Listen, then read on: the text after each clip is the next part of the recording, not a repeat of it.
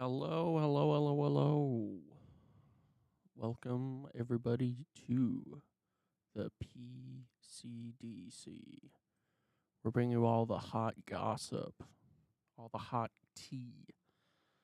Yeah, it's just news and whatever I find interesting, which can be hot tea, but it's all past hot. I don't know where I'm getting with this. Anyways, welcome to the show. It is Tuesday, November 19th. And the world keeps spinning. We got a bunch of topics to cover today. We're going to do some gaming later today. Play some Game of Thrones Winter is Coming, which is a game you can play on your browser. So we'll be doing that in a little bit. Also be continuing our series on the history of the CIA. Thanks to Eyes Wide Open for that. I'm going to be watching part 3, which has to do with the mob. Who would have thought our clandestine government organization was working with criminal enterprises? Who would have thought? We're also going to be covering some news.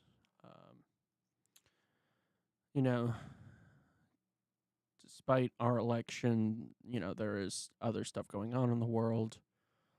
So there's more Ukraine and Israel-Palestine news. Farmers are protesting in the UK, probably for very legitimate reasons. I'm being sarcastic, of course. They're probably complaining about, if I had to guess, Brexit isn't working out like they thought it would. But I'm just guessing here. Then, Bernie Sanders being right, of course. What else is new? Yeah. So that's that. All right. Let's see. Not much else. Maybe we might do some more gaming today or later this week. We'll see. And with that, why don't we just get right into it? We're going to talk about Trump's cabinet picks because they are certainly something. They are certainly something. There we go. Florida, I'm joined now by ABC News White House correspondent Mary Alice Parks. Mary, thank you for being with us here today. Question for you. What has been the reaction on Capitol Hill so far from President Trump's pick for Secretary of Defense, Pete Hegseth? He works at Fox News, but of course, he served in the armed forces, a combat veteran. The reaction seems to be mixed so far. Yeah, absolutely. I think that's right. Mixed. Some people, I think, shocked. This is probably the least conventional out of all the picks that we've seen so far from President-elect Trump. Some arguing that he just might not have the operational experience, the national security experience required for such a big job. I mean, there's more than 2 million employees under the Secretary of Defense, the Department of Defense, because it includes obviously all U.S. troops. And we're talking about a budget there of nearly $1 trillion, over $800 billion. So a lot of questions about whether he's up for the job. Even some Republicans not sure that he might make it through a Senate confirmation process. On the other hand, look, President-elect Trump promised to mix things up, said that he wanted people around him who were truly loyalists, people that were on his page, sort of that were ready to sort of hit the ground running to make the changes in the federal government that he wants to see. And there's going to be a lot of other Republicans that feel a lot of pressure to go along with his picks and give him the cabinet that he wants. Yeah, this is definitely anti-establishment, and he wanted to shake things up. Meanwhile, speaking of shaking things up, Elon Musk has been at Mar-a-Lago for much of the week since President-elect Donald Trump was reelected. What is Musk's role in the White House? Oh, everyone here in Washington wants to know the answer to that very question. You're exactly right. It has just been so interesting that the richest man in the world now has this huge personal position with President-elect Trump. So interesting to hear that he has literally been there next to Trump while Trump's been on the phone with foreign leaders, including some of those high-profile calls with like Ukrainian President Volodymyr Zelensky. It's going to be very interesting to see what this new role is that President-elect Trump says. I mean, I can already see it. He's supposed to be in charge of the Department of Government Efficiency, or Doge, as he is one to call it. Oh my god, I hate this guy so much. He's pretty much going to be making the government more efficient, air quotes.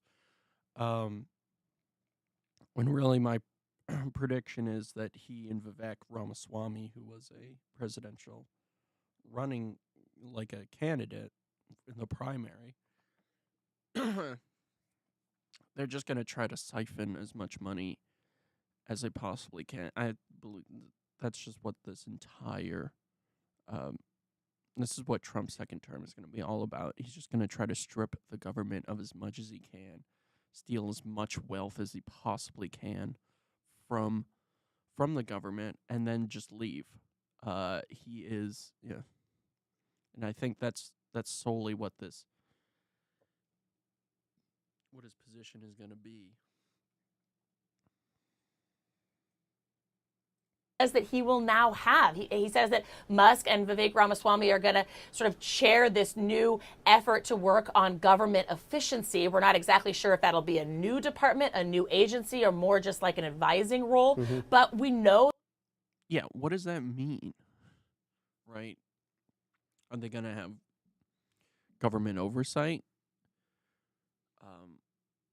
I just find it kind of ironic that in order to try to make the government more efficient, they're going to create another branch of the government, right? It's just like how big is this going to be? How many people are going to work for them? Who ultimately signs off on this? Are they just an extension of the executive branch? Are they going to be their own governmental department, like the Department of Homeland Security? There's a lot up in the air on what exactly this is, and I think that's been a running theme of this administration so far, is just like they say they're gonna do, some of the most, they're gonna do all this stuff, and then when asked like what does that mean, they're gonna be like they don't have a plan for it. They're just kind of making stuff up. It was the same thing with the border, picking the new border czar. They don't have any, they want to do this whole mass deportation thing, which is going to be super expensive and require a lot of manpower that they don't have, as well as, the border patrol, the border patrol is only so big. They can only do so much. ICE is only so big. What they're talking about is in order to mass deport millions of people, you're going to need holding facilities. You're going to need judges to sign off. You're going to need all of this legal framework, as well as just physical manpower to be able to do this. Not to mention, then you got to, get them back to their countries of origin, and it's just going to take a while. So what, they're going to have judges just sign off on this, do blanket, there's a process to deport someone, just like there's a process to have somebody be brought in. Because how it's supposed to go is, if you come to this country, you can declare asylum, and they grant it to you. Now, all of that stuff is up in the air again. That Elon Musk has said on the campaign trail he thinks that he can get trillions of dollars out of the federal budget. Now, a lot of Democrats also agree that there is sort of inefficiency, that there's government waste, places to trim the budget. It'll be interesting to see if he... Yeah, but they want to get rid of the whole Department of Education. That's not like trimming the fat. That's like getting rid of muscle tissue. That's like you're getting rid of the meat. You're not trimming the fat. Trimming the fat would be getting rid of obsolete defense programs like whatever aircrafts that we no longer use. F-16s, I don't even know, but getting rid of, old aircraft programs. There's plenty in the Defense Department where you can trim. Especially when they can't keep track of their money. There's something like, I don't know, it was like 200 something billion dollars that the Pentagon just cannot account for. There you go. You say to them, hey, listen, if you can't find this money, even if it goes into a discretionary fund or is used, for black ops, whatever, money still needs to be accounted for. You can't just.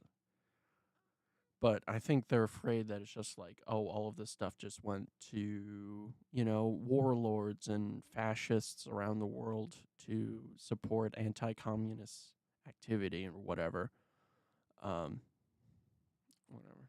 Anyways, reaches across the aisle, or if they go at this alone. I mean, they've talked about everything from eliminating the Department of Education to really downsizing the Department of Health and Human Services and other federal agencies. Mary, I've got about 15 seconds left, but what do you think is different this time around with Trump compared to 2016? They seem to have a plan, and they seem to be moving a lot quicker. Mary Alice Parks, thank you for your time. Next here on Full Circle Florida, what needs to change for Florida Democrats? The uncomfortable truth next. All right, let's hear what Bernard had to do. He went through the. Okay, so this part is about why Bernie Sanders was right about the Democrats and about the election.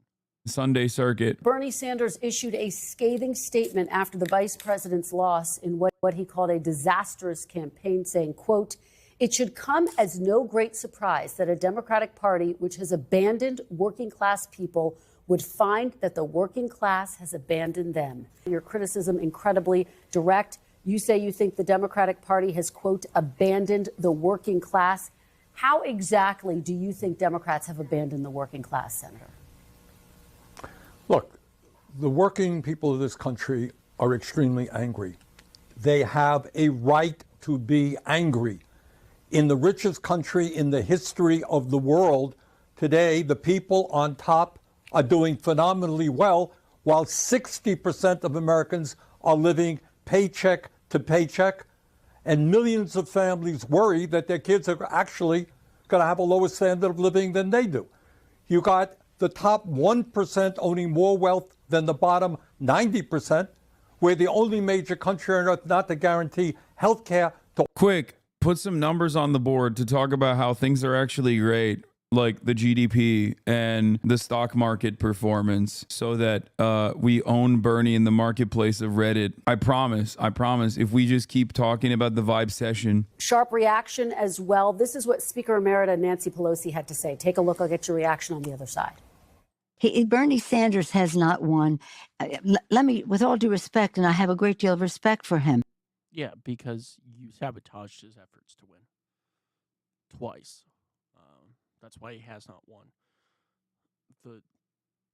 He's won his Senate seat again. No thanks to you. That's why he's an independent and not a Democrat. Although he does align with the Democrats, he's still an independent, because you can't really call yourself a socialist. I mean, there is plenty of socialist parties, but there's no real third party. There's no real multi-party option in America. You either have to be one or the other, or you can be independent, which gives you a lot of freedom.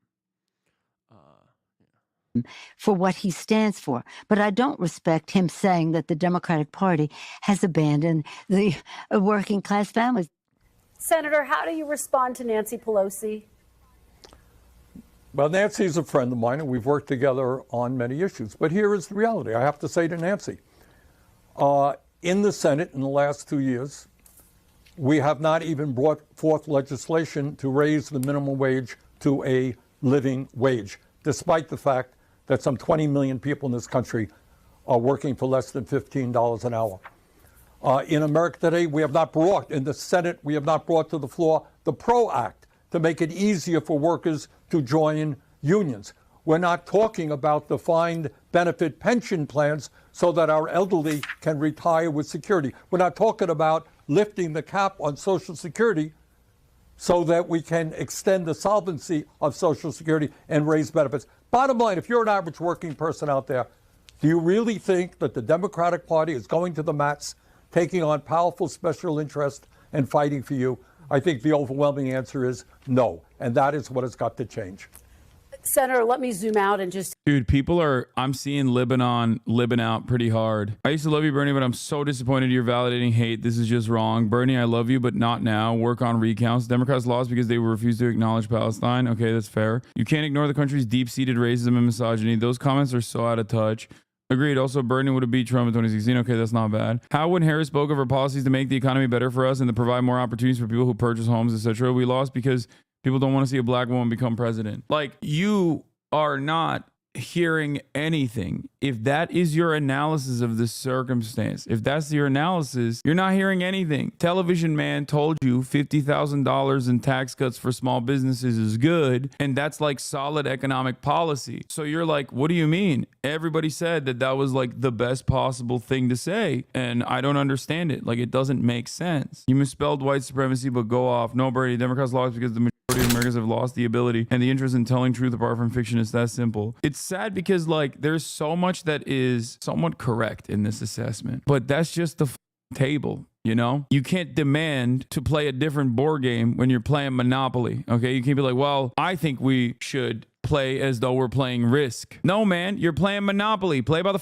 rules. You know, it just doesn't make sense. The reality of the matter is everyone that says racism and misogyny is a factor in this, or white supremacy is a factor in this, yeah, they're not wrong. Of course it is a factor in this. That's America. But Trump doesn't play by the rules. That's a fantastic point that you just made. Exactly. Trump never, on the other hand, complains, though, in the sense that like his complaints are always echoing the resentment that average Americans feel, even if it's on his own personal key issues. He has a perfect way of tying that back to his own audience. Like, I've never seen another motherfucker turn around and be like, I mean, he channels that they're not coming after me, they're coming after you, I'm just in the way. Every single argument that he makes is basically that. I've never seen somebody like Donald Trump, a zesty ace, biromantic, you know, queer visibility candidate, a liberal his whole life, a billionaire real estate developer, shits on a golden toilet, lives in an ivory tower, born with a silver spoon, going to the Rust Belt and complaining about sissy Graydon Carter and his Vanity Fair parties, and have people go, hell yes, sir, you're right. Everything that he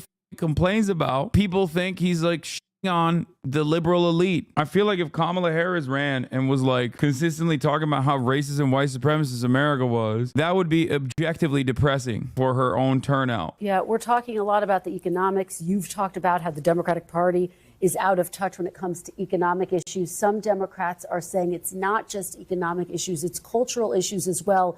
Here's what Democratic strategist James Carville had to say. Take a look.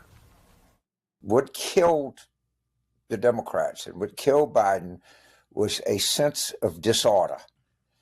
And part of the sense of disorder was the unfortunate events of what I would refer to as the woke era. Has the Democratic Party's focus?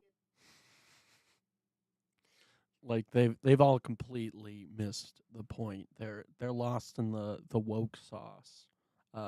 They all think the problem is woke. Woke is the issue. Although ask them to define it and they can't, so that's fun. They're a bunch of they totally get it. It's totally not what Bernie has been saying.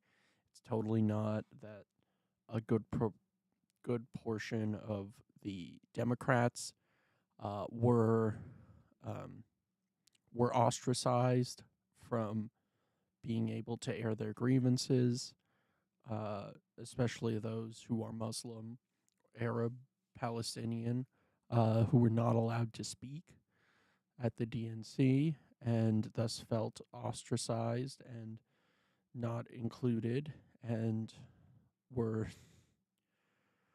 shushed and shushed by Kamala herself when they tried to air their grievances. So, it's not that. It's totally not that. It's totally not that the Democrats are moving further and further right. It's not. It's woke. It's woke. That's the issue. Good job. Is on identity politics gone too far, Senator? Let me answer it this way. I think if the Democratic Party must continue to stand up against all forms of bigotry. And Democrats should hold their head high in saying, we led the fight for women's rights and to protect the woman's constitutional right for abortion. We led the fight for civil rights, for gay rights. That is something we should be proud of. But it's not either or, Chris, and this is the problem. You can do both. You could say that I'm for raising. I take it one step further. I say one can only happen with the other. Because if you don't win elections, you can't do legislation that protects marginalized communities. And if you want to win elections, you have to have a populist left economic message. You can be uncompromising in your values while That's how Biden won in 2020. He went on progressive values. Did he implement any of them? No, but that's what he did. Because he knew. Because Biden knows he's a political animal. He knows that if you do the progressive, if you spout progressive points, like you're going to do this, like it's just going to be like, I'm going to promise Medicaid for all, Medicare for all, for everyone.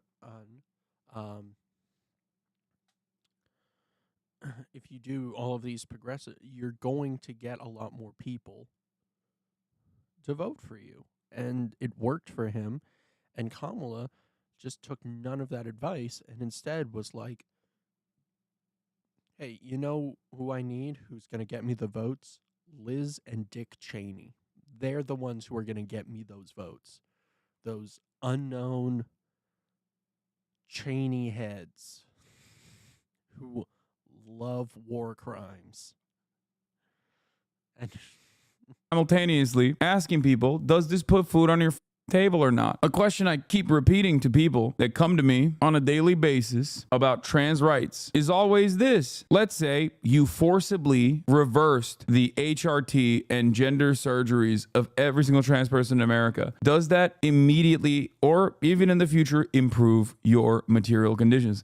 Does that put more food on your table? Does that make your shelter more secure? Does that lower the price of rent? Does that actually help you in any meaningful way? It's not going to lower the price of eggs. Someone has told you that you should focus on this. And in a sea of hate, you decided, yeah, trans people are weird. I actually think that's a right thing to focus on. That's it. And the other side of this, in terms of like constantly doing hyper specific messaging to different identity groups within the base that we understand it of the Democratic Party is also silly, because it's not like trans people exist in a separate plane of existence. Like, they still have the rent. You think trans people are not going to benefit from universal health care? You think trans people are not going to benefit from lowering the cost of housing? Yeah, of course they're going to benefit. Same with black people. Same with Latino people. This is why left economic populism is very successful. You fight the battles that you have to fight to defend trans people while you simultaneously offer everyone something that gets them on board. You say Medicare for all means for all. It means for you, and it means for trans people too. There's no world where we're like, nah, we're going to gut this. Fuck that. And I know that you heard President Biden and Vice President Harris tout over and over the record of supporting workers, helping the middle class, some of the things that you were instrumental in helping pass, like lowering the cost of insulin. You saw the president Right. walking a picket line. They forgave student loan debt as much as they could. You said Right. yourself in July that he had a strong. No, they didn't. They barely they barely did anything. They put a moratorium on it. He could have just gotten rid of student loan debt for everyone. And that would have been great. It would have actually improved his chances of winning. Now, it's definitely possible that no matter what, he would have been out. But at least this way, he's in the running. No, they didn't do as much, and also because most of those loan companies are based out of Delaware, which is Biden's home state, which is why he wasn't very hard on them because they give him a lot of money. Strong record, which you just repeated here. So it sounds like it's not maybe as much about policies and more about messaging and communication. It's not messaging, Donna. It's a fundamental understanding of saying, look, the Biden administration has done a lot of good things, period. I agree. We should all be proud of that. But it has to be put in the broad context of the reality of the American economy today. And that is when you have 3 people on top owning more wealth than the bottom half of American society. When you have... He's just repeating his hits because they still slap. He's been saying this for, I don't know how long, 40 years. He's been saying the exact same thing. And on every single interview, he says the exact same thing. You know, and they're just like, yeah, interesting. Yes. Go on. And they don't want to do anything about it because that's liberalism for you. They're still capitalists. Millions and millions of people working for starvation wages. This is what Kamala should have done too, like expand upon the accomplishments of the administration and say it's not enough and we are going to go way beyond. A top aide, former aide to John Fetterman and Harry Reid, Adam Jenelson, told the Washington Post that Democrats are preoccupied with the narrow interests of college-educated elite activists more than everyday working people. Do you agree with that? Well, that's kind of what I'm saying here, is that the vast 60% of our people live in paycheck to paycheck. How do we not talk and fight for raising the minimum wage to a living wage? Dana, on Tuesday, in the election, in the state of Missouri, a conservative state, they became one of the many states that voted, I think, 58% to raise the minimum wage. Now, how is it that in Congress and the Senate, we haven't even brought a damn minimum wage bill onto the floor? We are the only major country on earth not to guarantee health care to all people as a human right. The Affordable Care Act is a stopgap measure. It is not addressing the real health care crisis in America. Why aren't we saying, yes, health care is a human right. We're going to take on the insurance companies and the drug companies. We're going to pass the PRO Act to make it easier for workers to join unions. We're going to expand Social Security by lifting that. We're going to demand that the billionaires start paying their fair share of taxes. You know, Dana, all of these issues that I'm talking about, these are not Bernie Sanders ideas. These are, without exception, popular ideas that Democrats, Republicans, and independents support. Now, the people who don't support it is the billionaire class, and they got a lot of power. But we've got to be prepared to take them on. But what the voters supported is a man who would never do any of what you just said. I mean, not even close. Right. But what that man named Donald Trump did do is he said, I feel your pain. I know that you're hurting, and I have an explanation. Well, his explanation was bogus. You know, millions of people coming across the borders. Why do people just refuse to understand this basic point? If one party is not addressing the pain that people are experiencing and the other party is taking advantage of that pain and redirecting that anger to easily attacked minorities, then yeah, people are stupid enough to tap in with the other party. That's it. I don't know how much I can simplify it. I don't know how much Bernie can simplify it. You have to be, I guess, getting paid the big bucks like Dana is to refuse to reckon with that. That's the real problem here. You can't convince someone if they are professionally unconvincible. Legal, we have to strengthen the borders. That goes without saying, but that is. Yeah, exactly.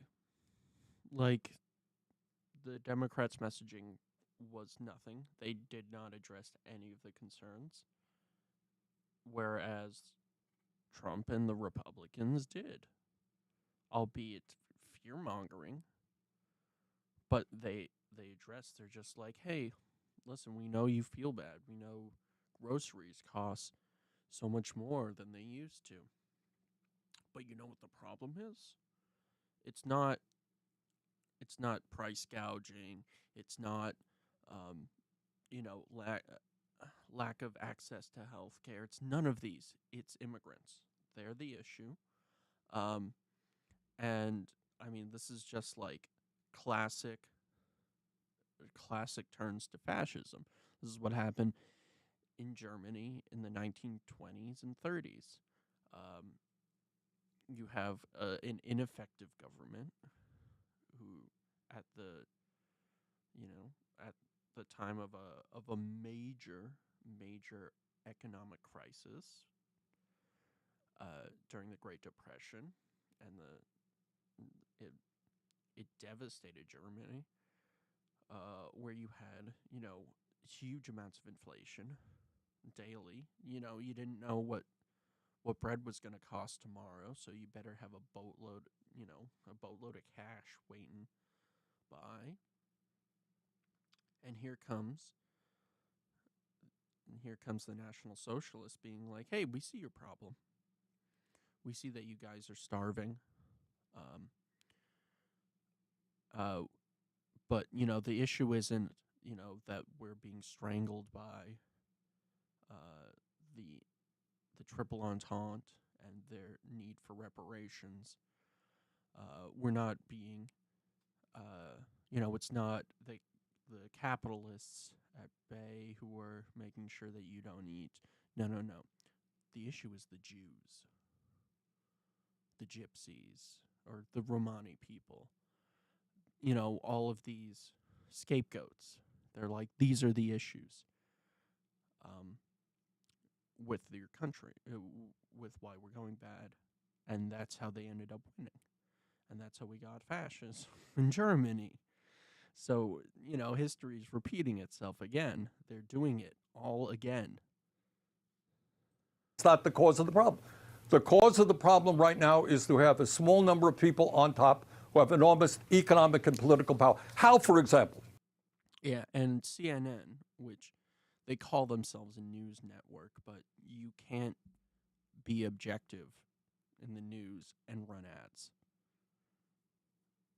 Because then you're beholden to somebody, which is, the people who run ads on your network. They're entertainers. Fox News, they're entertainers. MSNBC, they're all entertainers. I think the only people who actually do objective news are Democracy Now! And PBS, because they don't have ads. They're all funded by people. Sure, they may have sponsors, but you can't do any of this for free, especially if the government isn't going to support it. Oh, C-SPAN too. They also do it, but they're like a government. I don't know if they're a government organization, but there's only a select few. The rest of them are entertainment. This is all entertainment network. All the 24-hour news channels, entertainment. How, for example, can the Democrats not say, look, we got to get rid of the Citizens United? Mm-hmm. In this campaign, in the Republican Party, Democratic Party, billionaires exerted their power. Most Americans know that's wrong. So, I'm sorry, go ahead. No, I was just going to say, so we've talked about the economic issues, which, of course, that's number one. Then there's the social and cultural divide that seems to be happening between a lot of people in America who used to support the Democrats. Okay. I think this video is just going to keep going more and more about how Bernie was right, which was the point of the segment entirely, but I think people get the point. He was right. All right, let's move on to speaking of democracy now. Here is from yesterday, where they're going to talk about Ukraine and Gaza.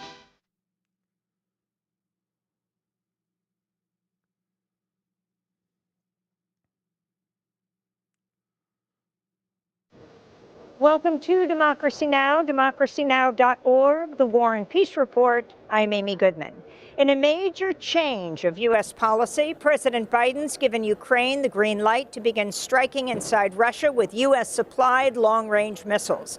The decision comes just 2 months before Donald Trump takes office and his North Korean troops have begun supporting Russia on the battlefield. The New York Times reports Biden's own aides were divided on the decision, with some fearing this could lead to Russia retaliating against the U.S. Earlier today, the Kremlin accused the Biden administration of adding, quote, oil to the fire.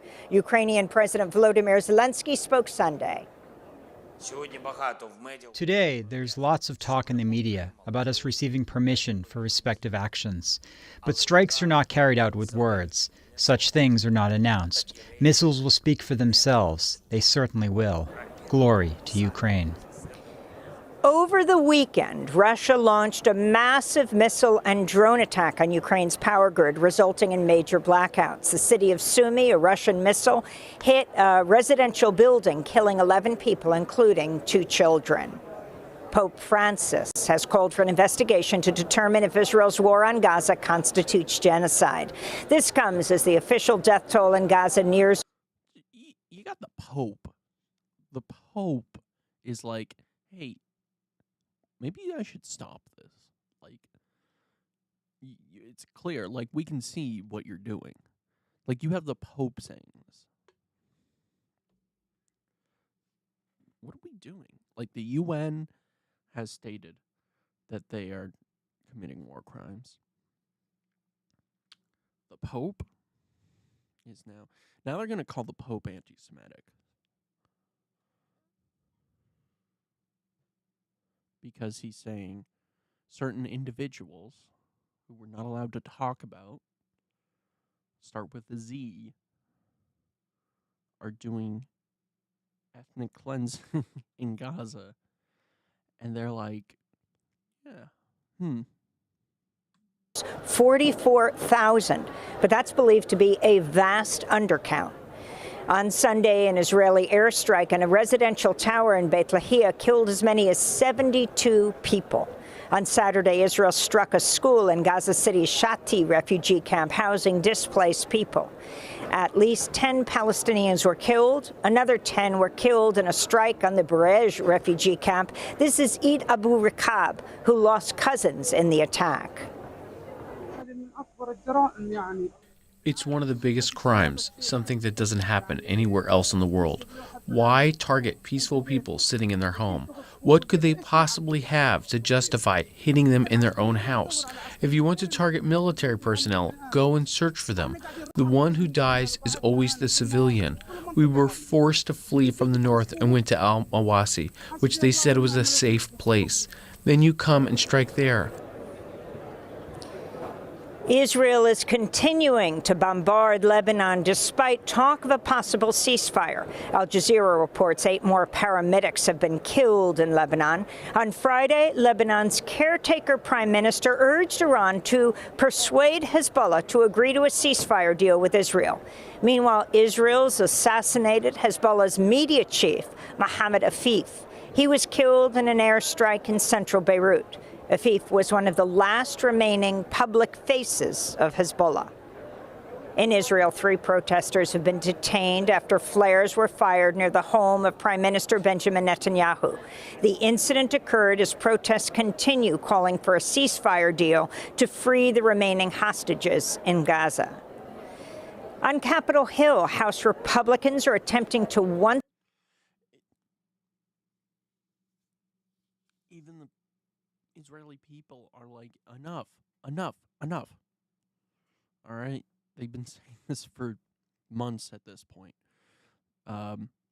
Many just want the hostages home, but as we've all come to know, it was never about the hostages.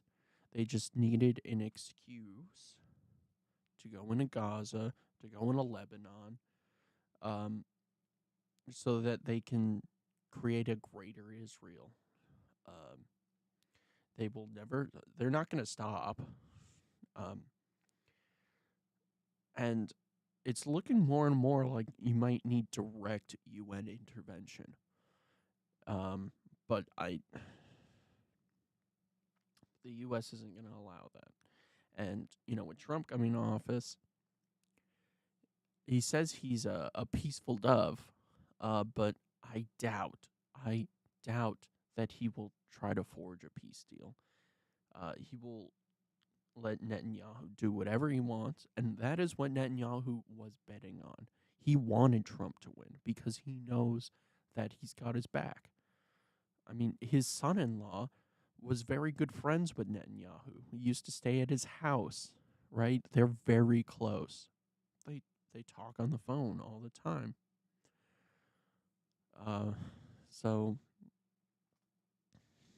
So I doubt anything's going to happen, and this conflict is going to keep going on. Once again rammed through H.R. 9495, a bill that would allow Trump and future presidents to effectively shut down nonprofits by labeling them a terrorist supporting organization. The measure could target humanitarian aid groups, news outlets, schools, and countless civil society organizations.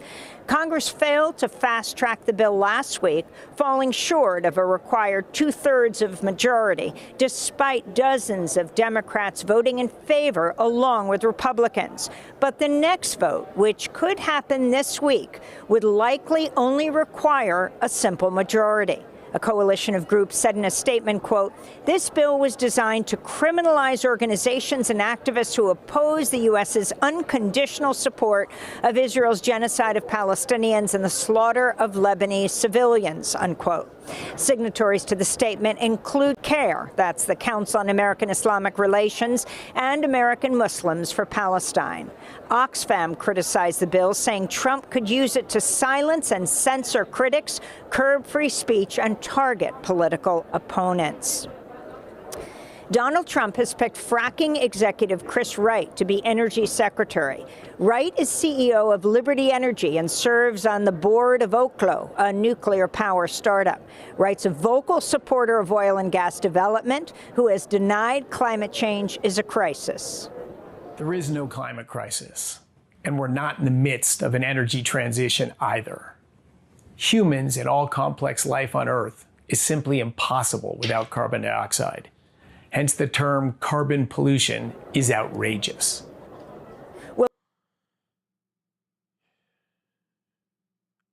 It's because I make a lot of money on oil, so I can't just say that it's bad for the environment because it'll fuck up my bag,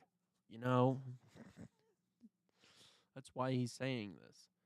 He's speaking in bad faith, I would hope, and that he's not actually convinced that this is, real.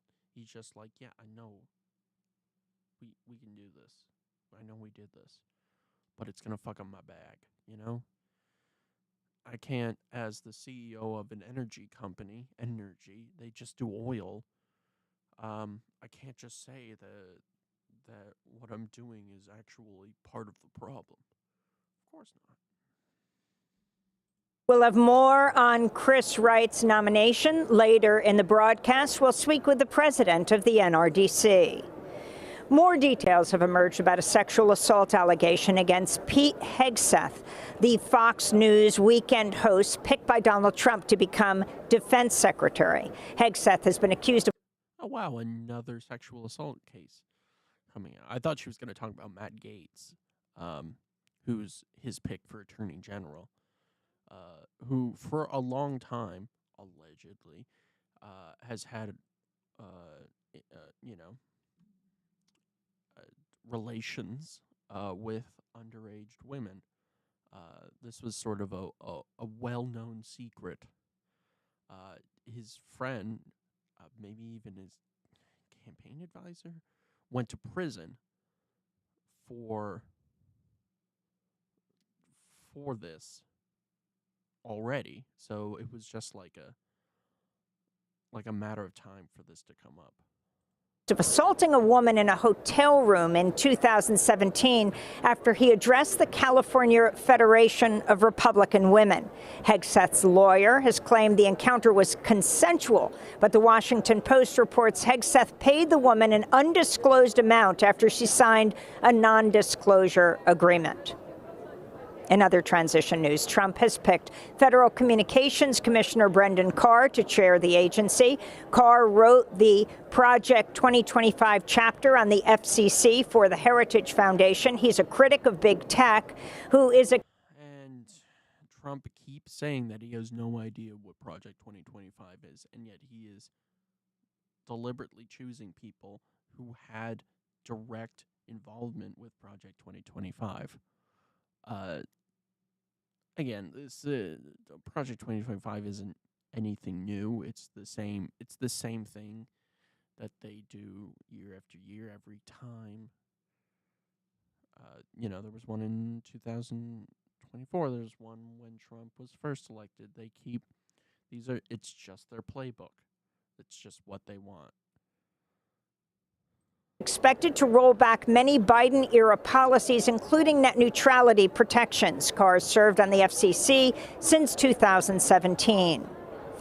In the Philippines, a landslide caused by Super Typhoon Manny killed at least 7 people and destroyed dozens of houses in Nueva Vizcaya province as the northern Philippines suffered its 6th major storm in under a month. The floodwater from the typhoon and the surrounding provinces gushed here because the elevation of the land here is lower. It makes our lives difficult. It's hard for us, especially for those of us without sufficient food. It's dreadful. Southeast Asia is one of the world's most vulnerable regions to the worsening climate crisis as rising ocean temperatures lead to more frequent and destructive storms. The UN Climate Summit here in Baku, Azerbaijan, has entered its 2nd and final week. On Saturday, activists held a silent protest to demand the phase-out of fossil fuels, climate financing for the Global South, and a just transition to clean energy. Earlier today, activists called for an end to Israel's war on Gaza. This is Mohammed Kamal from the Egyptian group Greenish. When we're calling for an energy embargo, we're calling it because it's the primary source that is fueling this genocide. We need action and not commitment. Words are empty. We need this action to be in front of us. People in the region have been speaking out, but governments are not matching that action at all. So we need to see this. Yep. Well, because Azerbaijan is one of the chief suppliers of oil to Israel via the pipeline that goes through Turkey. Now, Turkey has been a critic, or at least Erdogan has been a critic of Israel and has threatened to turn off the spigot. If they do that, it would cripple Israel's oil. Now, this might end up with a Japan World War II situation, in which case, what happens if Israel attacks a NATO country? According to the NATO charter, the U.S. would have to get involved. So we would have to help Turkey fight them back if they decide to turn off the spigot, which leaves things very complicated. Now, Turkey probably won't do that because it makes them a large amount of money. It makes them a significant amount of money, and that's ultimately what this comes down to. And that's why Azerbaijan isn't going to do anything about it, because they don't care. They're one of the larger producers of oil now that Russia has all these sanctions against them, especially in Western Europe. Commitments happening. We need an energy embargo.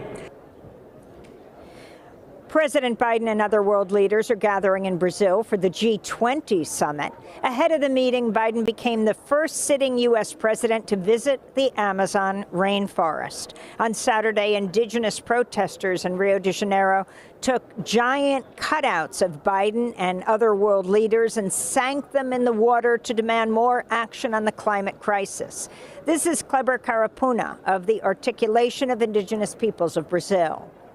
In anticipation of the meeting of the big global leaders of the G20, we are sinking these heads to represent how these leaders, who head some of the biggest economies in the world, are failing to face climate change. In a separate protest, activists in Brazil placed 733 plates on Copacabana Beach to represent the 733 million people suffering from hunger in the world. Antonio Carlos Costa is a founder of the group Rio de Paz. We placed 733 empty plates on the sand of Copacabana Beach, symbolizing the 733 million human beings who went hungry last year, according to data provided by the United Nations. The aim of this public act is to demand that the public authorities attending G20 here in Rio de Janeiro make a swift commitment to eradicating hunger. Palestinian rights protesters also marched in Rio on Saturday to call for an immediate ceasefire in Gaza and Lebanon ahead of the G20 summit. A Guatemalan appeals court has overturned the order that released journalist Jose Reben Zamora from prison to house arrest last month and ordered him to return to jail. The National Press Club blasted the decision and what they called the, quote, baseless and vindictive case brought by the Guatemalan government, unquote. Zamora is the founder of El Periódico, which was shut down by the previous president, Alejandro Giammattei. In Las Vegas, a man was shot dead by a police officer in his own home after he called 911 to report a break-in. Brandon Durham, a 43-year-old black father and realtor, was with his 15-year-old daughter at the time, who survived the shooting.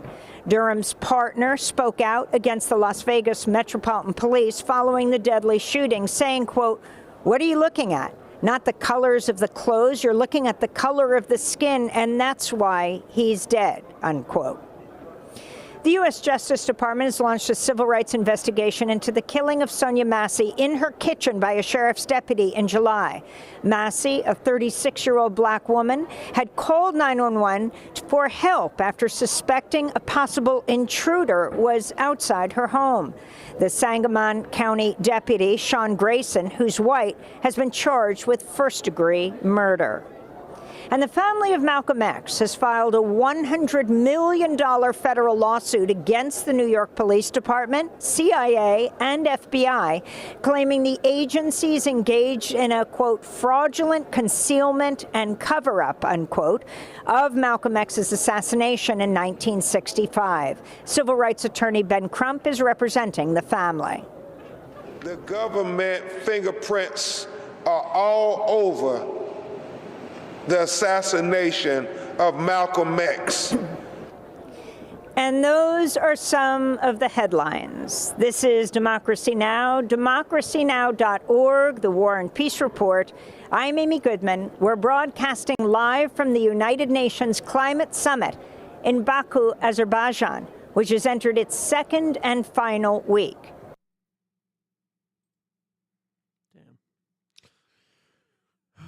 A lot has happened. And it really makes you think. You have the climate summit, you have the G20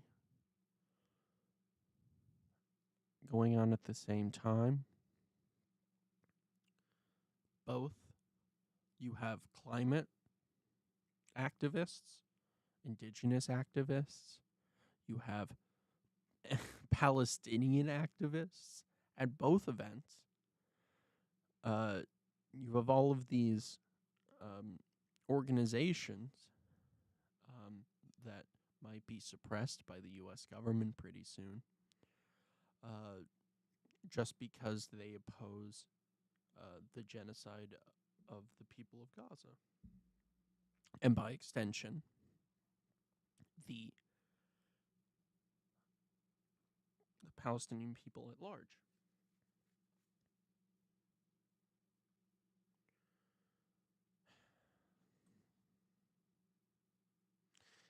It really makes you think a lot about the state of the world and how you have these individuals up at the top who want to keep us divided. And you have all of these groups that are just trying to do the right thing. Just trying to do the right thing. And at every turn, they are being challenged for doing the right thing. Whether it be climate activists, Palestinian activists, civil rights activists that are just trying to get justice for a man who was assassinated by the U.S. government. Not just him, MLK, most likely JFK as well, his brother too. All of these individuals that challenged the hegemony of the United States.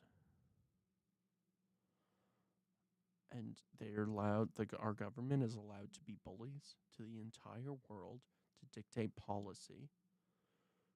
Say, if you don't want to participate in the global economy, if you want to participate in the global economy, you have to use the dollar.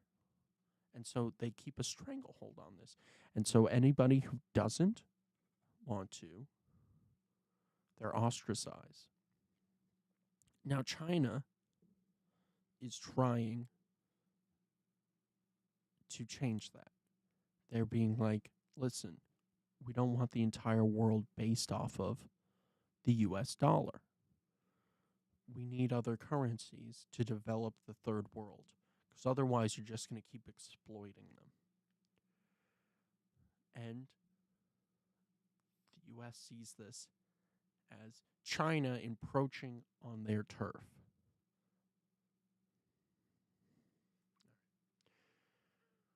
Let's move on to farmers protesting in the UK. Let's see what... Today, thousands of British farmers are expected to descend on London to protest changes to inheritance tax that the National Farmers Union claims will put a further burden on British farmers that they simply cannot bear. The protests originally looked to be a relatively muted affair, but they now look like they might transform into something more akin to the amped-up farmers' protests we've seen in Europe recently, after former Top Gear presenter Jeremy Clarkson, who's now become a bit of a figurehead amongst the farming community thanks to the hit TV series Clarkson's Farm, claimed it was part of a Labour plot to, quote, ethnically cleanse the countryside to build new immigrant towns over farmland. Clarkson's comments and his enthusiastic support for the protests have encouraged both farmers and right-wing conspiracy theorists to join in. So in this video, we're going to explain why farmers are protesting, whether this specific change to inheritance tax makes sense, and how this fits into the government's agricultural policy more generally. Of course they think it's immigrants. It's not an actual issue. It's a scapegoat. Before we start, if you haven't already, please consider subscribing and ringing the bell to stay in the loop and be notified when we release new videos. So the way we're going to structure this video is by first explaining the proposed changes, then looking at the arguments against it. In other words, having a look at the reasons that farmers are protesting against the government's plans, and then finally having a look at the arguments in favour of the government's plans. Anyway, let's start by explaining what exactly is happening. In short, at the moment, agricultural property is exempt from inheritance tax, thanks to what's known as agricultural property relief. Reeves is proposing introducing a £1 million cap to the relief, and then reducing the relief to 50% for anything over the cap, which, given that inheritance tax is usually charged at 40%, comes to 20%. In practice, this means that farms worth less than £1 million won't be affected, but those that are worth more than £1 million will get to pass down £1 million worth of assets tax-free and then pay 20% on anything above that. So that's the proposed change. On to the arguments against it. As we see it, there are 5 arguments worth mentioning here. The first and most common argument is that farmers just can't afford it. Even though farmland is very expensive, farming itself is a low-profit business these days, and very few farmers have significant cash on hand. This means that if you ask farmers to cough up thousands, if not millions of pounds when they pass their farms on to the next generation, you'll just bankrupt them. This ties into the second argument against the change. Farmers are already feeling squeezed by macroeconomic factors and government policy. At the same time as feed, fertilizer, and fuel prices have been... Yeah, Brexit. Yeah, their government screwed them over and convinced them that they needed to secede from the European Union market. And suddenly it's coming back to bite them in the ass. Who would have thought? Rising across the globe, farmers in Europe and the UK have been expected to shift to low carbon and more sustainable farming in the service of net zero. This problem has become particularly acute in the UK because, despite promising to scrap EU red tape and transform the UK's agricultural industry, the Conservative government's new agricultural programme is underfunded and complicated, at least according to the National Farmers Union. Farmers have been particularly irked by the UK's post-Brexit penchant for trade deals, which the Conservatives rushed through even if they weren't actually good for UK industry, just so they could point to something when pressed about the benefits of Brexit.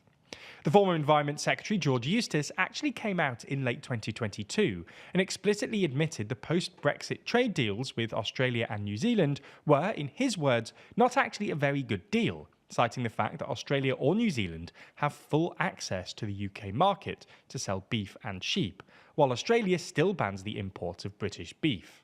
Now, you might respond to this by saying Australian and New Zealand imports are good because they force our farmers to become more productive. But this takes us on to the third argument, that this change will make British agriculture less productive by forcing bigger farms to split up into smaller farms that fall beneath the £1 million threshold. And smaller farms are generally less productive. The fourth argument against the change is that it will push up food prices. 60% of food in the UK is produced domestically, so any increase in the tax burden on farmers will presumably mean at least slightly higher prices. The fifth argument is that it undermines the government's stated ambition to prioritise food security. In other words, to make sure the UK produces enough food to feed itself, thereby insulating it from fluctuations in global prices, like we saw after Putin's invasion of Ukraine. So those are the arguments against the change. What about the arguments in favour of it? Well, as we see it, there are sort of 3 arguments in favour of the change. The first is that the current system creates the worst of both worlds for farmers. In short, the inheritance tax relief on agricultural land, first introduced in 1984, has encouraged super-rich people to buy farmland as a way of avoiding inheritance tax. This would at least partly explain why farmland is so expensive, and has more than quadrupled in price since the exemption was introduced, despite the fact that farming itself isn't a profitable business. In this light, withdrawing the exemption could even bring agricultural land prices down, meaning that fewer farms would be subject to the new tax and making it easier for farms to expand in the future. The second argument is that the tax isn't as harsh as it seems. For starters, you can avoid inheritance tax if you hand over your assets more than 7 years before you die. But on top of that, farmers can still use the pre-existing exemptions, like the nil rate band, which allows you to pass down up to £325,000 worth of assets tax-free, plus another £175,000 if some of those assets are residential property, like farmhouse. This means that a single farmer could pass down £1.5 million worth of assets before paying any tax, and a couple... I think I get why people are against this. It's specifically the rich people who are against this because they don't like the idea of taxes. They don't want to pay taxes. The only reason that they became farmers in the first farmers, that they became farm owners, is to avoid paying taxes. And so now they're going to be like, oh no, we have to pay a small amount of taxes. 20% on anything worth over $1 million. Could pass down £3 million if they organise their assets efficiently. On top of that, it's worth noting that most farmers won't be affected because their farms aren't worth £1 million. HMRC currently estimates that roughly 3/4 of estates currently claiming agricultural property relief will be unaffected by the reforms. Although we should say that the National Farmers Union dispute these figures. And the third argument is that, well, of all people who should pay more tax, people sitting on assets worth over £1 million, who were previously exempt from inheritance tax, seem like strong contenders. Whether or not you buy this argument will probably depend on what you think about the UK's fiscal situation more widely. If you agree with Starmer and Reeves' basic hypothesis that British public services need a taxpayer-funded cash injection to get them out of their current slump, you'll probably agree that the richest 25% of farmers aren't a bad target. If, however, you think that pouring more money into public services is a waste or that taxes are too high already, you'll probably disagree. Ultimately, this policy wouldn't be so controversial were it not for the fact that farmers are already feeling squeezed, and things would probably be better if the government had a clearer agricultural policy more generally. Now, obviously, all of that is pretty complicated, but hopefully our analysis has made it a little clearer. Making videos like this requires a lot of effort and research to uncover what's really going on. Before then... Alright, so... yeah. Again, this all makes sense. Now, again, maybe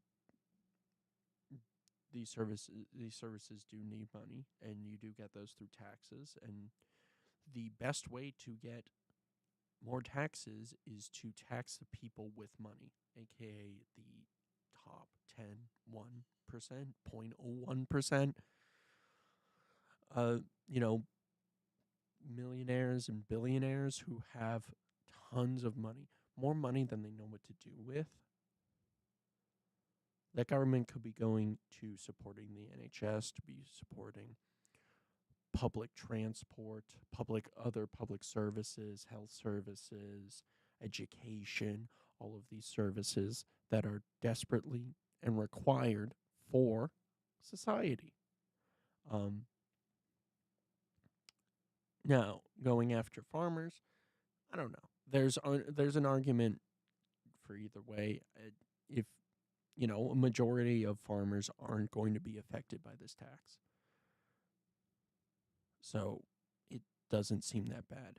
Now, are there other avenues that they could go after? Sure. I don't know if they have taxes on capital gains in the UK.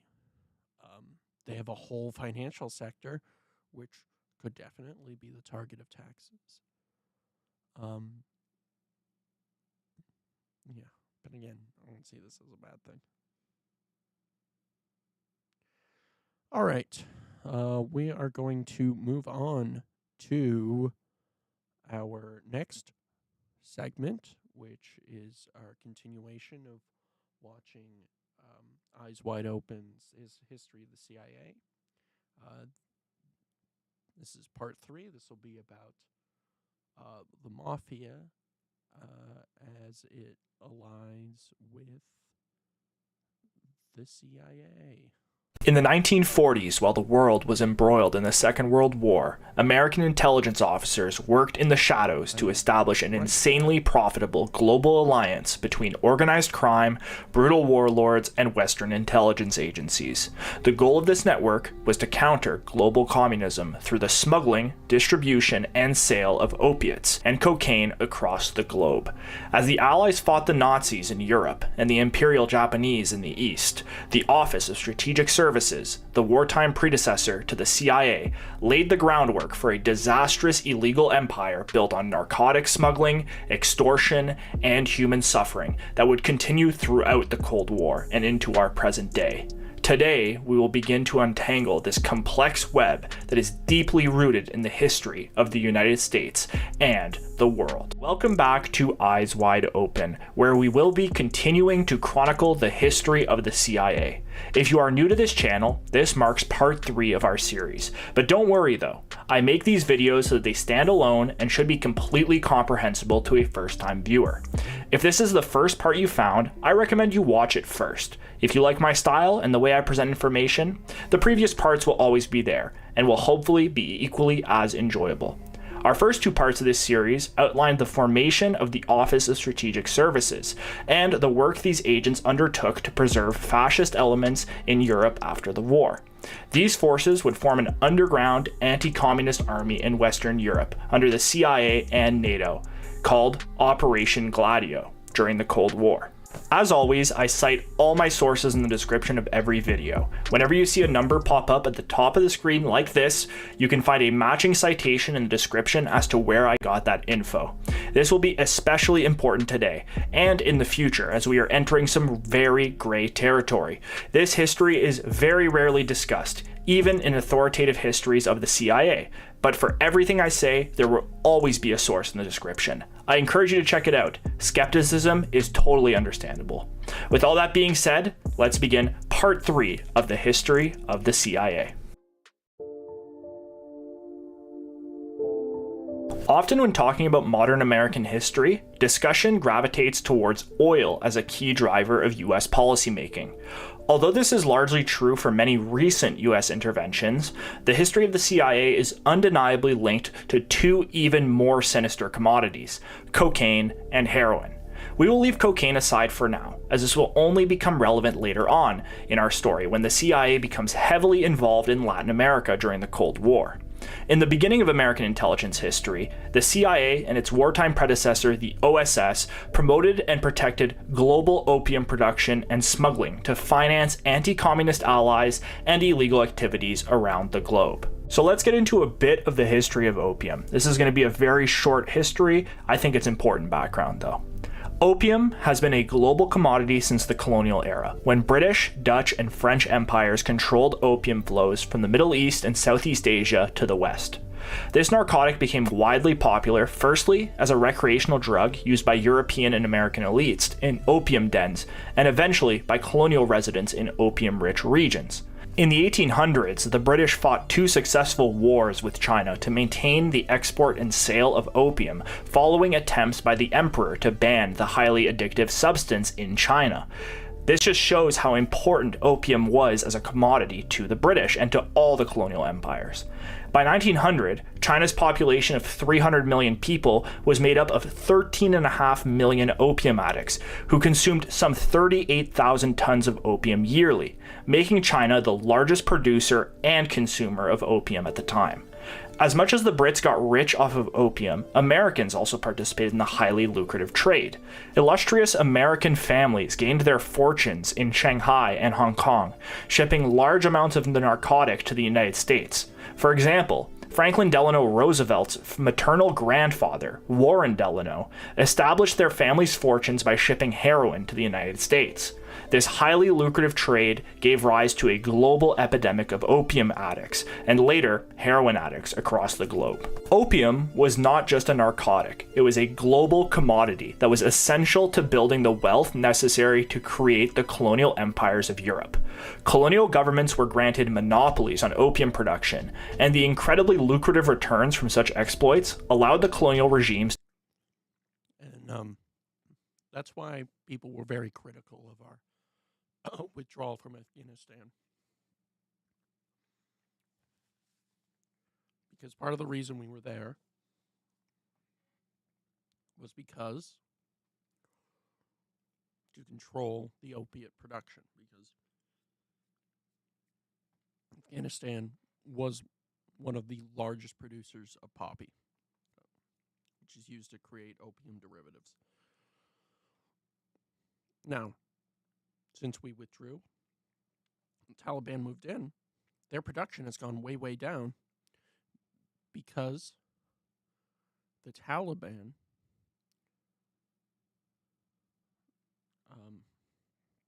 went after any producers of opium. To raise massive amounts of capital necessary to expand. Opium became a cash crop much like coffee, tea, sugar, and nicotine. Before its global prohibition in the 1930s, opium was viewed as an accepted substance in the Western diet.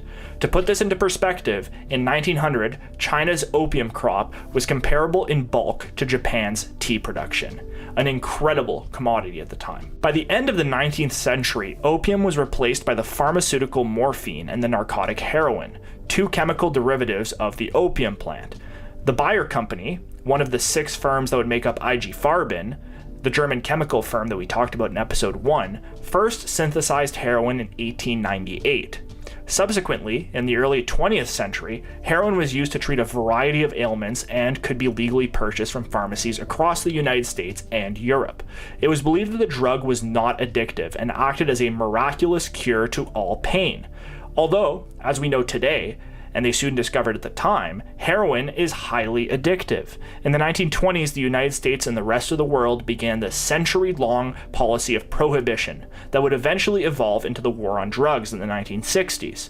The League of Nations convened in the 1920s and 30s and created a series of global drug conventions to reduce the illegal production and sale of opiates around the world, to curb addiction to this horrible narcotic. These measures decimated the legitimate opium industry, but had a devastating side effect.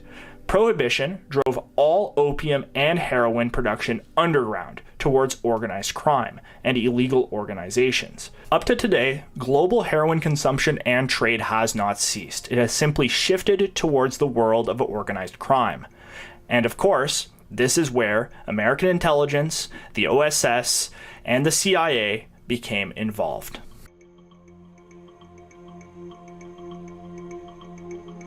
Now, in the past 2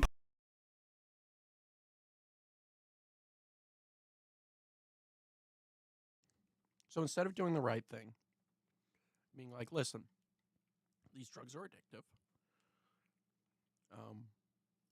We should be helping these people who are addicted. We should legalize these drugs so that we can, so that we know how they're being produced and all of this other stuff. Instead, what they did was they were like, no, this is bad. We need to cut it off. Meanwhile, the reason you cut it off is because it's addictive. So you still have addicts who still need to get a fix because you provided no alternative.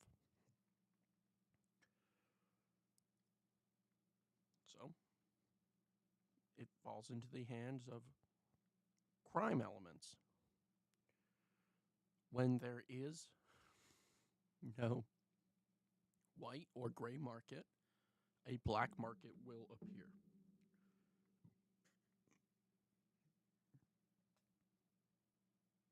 You got people hooked. And so now you need to help them. That's your responsibility as a government, is to help the people who pay taxes, who you are the supporter of. And instead, now addicts are pulled into crime elements in order to feed their addiction, because weaning it off is very, very hard. It's very difficult. And these people need help. And if you're not going to provide them help, you're not going to provide them with drugs, they are going to have to get them some way. This happened with Purdue Pharmaceutical.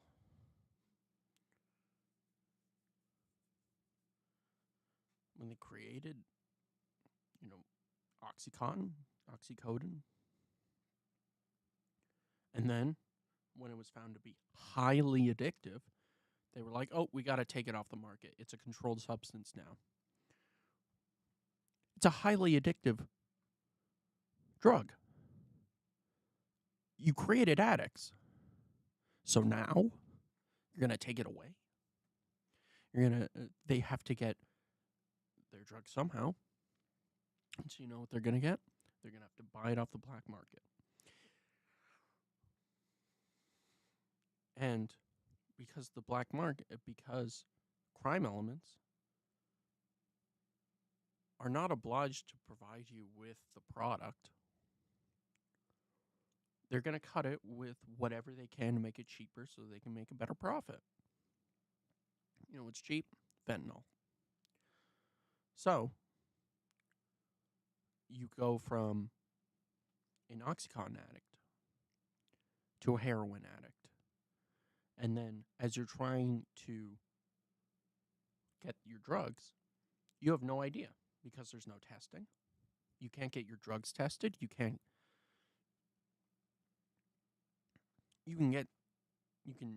exchange a needle, you can get a fresh needle, you can get all of this. But there's no support system for you. In the US, we don't have safe shooting sites. We don't have drug testing facilities where you can test to see to make sure that the drugs that you're getting are what you actually paid for and won't kill you. There are some needle exchange programs, but instead, what we do in America is we respond with force. It's a war on drugs. It is the Drug Enforcement Agency. These are not made to help people, they are meant to harm. In a war, there are casualties. In this case, it's addicts. It's the people caught in the middle. Drugs won the war on drugs. Okay? You will never be able to get rid of them. The only way to win the war on drugs is to make them legal, so that way that they can be regulated. You provide people with support systems. You provide them with safe places to use their addiction. You give them resources to help them get off of these by providing them with alternatives. There have been case studies that hallucinogens, specifically psilocybin or magic mushrooms, has been known to help with heroin addiction. All right, there isn't much testing that can be done here because psilocybin is illegal on a federal level. You can't do anything with cannabis. Cannabis is illegal at the federal level. It is a controlled substance. It is worse, according to the federal government, it is worse than cocaine. It is more destructive than cocaine. So until we address the issue, address the problem, we are going to continue to have criminal elements take over. And our government will continue to support them. Parts, we discuss some fairly well-known intelligence officers of the OSS, the precursor of the CIA. Wild Bill Donovan, the director of OSS, Alan Dulles, his top lieutenant, and James Jesus Angleton, the head of counterintelligence. These are all fairly well-known figures of the American clandestine project, and these people are often mentioned in mainstream media. They appear in almost every history book on the CIA and are, for all intents and purposes, household names of the early intelligence apparatus. Today, our story starts with a man who is very rarely mentioned in any history of the CIA and is often overlooked by contemporary sources. This man, however, had a radical impact on the future development of America's spy agency. His name was Paul Helliwell. Colonel Paul E. Helliwell served as Chief of Special Intelligence for the OSS in China during the Second World War. During the war, China was embroiled in a dual conflict. Primarily, China was at war with Japan, who had invaded the Chinese mainland in 1931, and continued to fight for control throughout the 1940s. Simultaneously, China was embroiled in a brutal 2 decades-long civil war between nationalist forces under Generalissimo Chiang Kai-shek of the Kuomintang, or the KMT, and the communist forces of Mao Zedong, organized under the People's Liberation Army. These forces formed a short-lived pact between 1935 and 1940 to fight the Japanese invaders. By 1940, however, the Civil War resumed, and China was fighting both an internal and external war. Now, there were clearly many differences between Mao's communists and Chiang Kai-shek's Nationalist Party, yet there is one that proved especially relevant to the development of the CIA, that being their respective approaches to opium prohibition. In general, communist regimes take a hard stance against drug use and production. Mao's Communist Party was no different, launching an anti-opium campaign after taking power in 1949, leading to 82,000 opium-related arrests in the upcoming years. The nationalist KMT faction, led by Chiang Kai-shek, took an opposite position on the lucrative opium trade. Paul Helliwell, the OSS's man in China, worked closely with the US-aligned KMT, supporting them against Mao's PLA forces. While working with the KMT in China's southern opium-rich province of Yunnan, he noticed that Chiang's forces sold opium to Chinese addicts to raise funds to fight Mao's Red Army. By the 1940s, Chiang had successfully organized the once decentralized opium industry in China directly under his control, and used the profits to fund his armies. Author Whitney Webb goes so far to call nationalist China a full-blown narco-state. Chiang consolidated the opium industry through the Green Gang Network, a secret society that had become a powerful crime syndicate in China, and had funded Chiang's rise as Generalissimo. The Green Gang had a long-standing history in opium smuggling and worked to secure the flow of opium between China and the heroin labs in Turkey and Europe throughout the war and the prohibition doctrines of the 1930s. They were further supported by Western benefactors such as the Rockefellers, who established the China Medical Board in 1910, aiding the Green Gang with legitimate shipments of opium to American heroin labs. Since Paul Helliwell was working to aid Chiang and the KMT, and since opium was at the center of their financial structure, he presented an idea to Wild Bill Donovan, Alan Dulles, and James Jesus Angleton. Here was the idea. What if the OSS helped facilitate the KMT's opium trade in the East to ensure continued cash flow for the anti-communist forces? If the flow of heroin continued unimpeded, this would clearly help the Chinese nationalists win the war. This marked the beginning of the CIA's long storied history in international narcotics smuggling. Unsurprisingly, Wild Bill and the OSS elite cadre were thrilled with Helliwell's plan and immediately began funneling funds to his office in China to support Chiang's lucrative opium trade. Eventually, this funding would actually come directly from Nazi fortunes that had been secured and looted by Dulles and Donovan, as we discussed in previous parts. Helliwell's efforts during the war culminated in the creation of the Civil Air Transport, a local commercial airline run by the nationalist Chinese government and later the CIA, that was used to ship heroin across Southeast Asia. Civil Air They will become instrumental with the CIA. He's probably going to talk about it. No, he's definitely going to talk about it. I've totally seen this before. It's been a while since I've seen these. But yeah. Civil air transport is going to become vital in the coming century, really. They're going to be involved in Vietnam and getting drugs in and out of Vietnam, as well as they're going to be vital in the Iran-Contra scandal by transporting, weapons to Iran, weapons to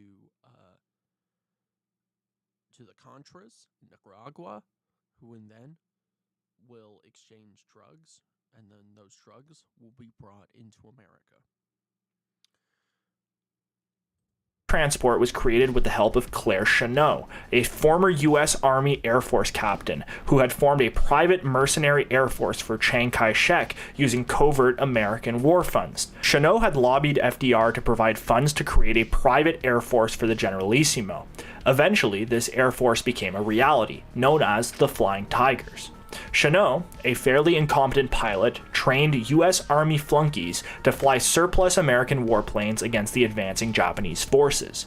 These efforts were largely insignificant to the war effort, but did lead directly to the creation of Civil Air Transport, which repurposed Chennault's rundown air force into a heroin smuggling operation. The first route devised by the OSS was simple: The civil air transport planes would ship weapons to nationalist fighters in Burma, which acted as a forward operating base for the KMT outside of China's traditional borders. In the opium-rich mountains of Burma's Shan Plateau, CAT planes would unload their weapons and fill their cargo hold with heroin for the return trip. This small-scale model would be replicated around the world to fund illicit operations, warlords, organized crime networks, and illegal wars for the rest of the CIA's future.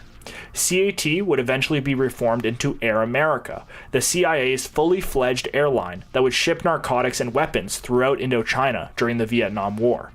We will discuss that when we get to the Vietnam War, though.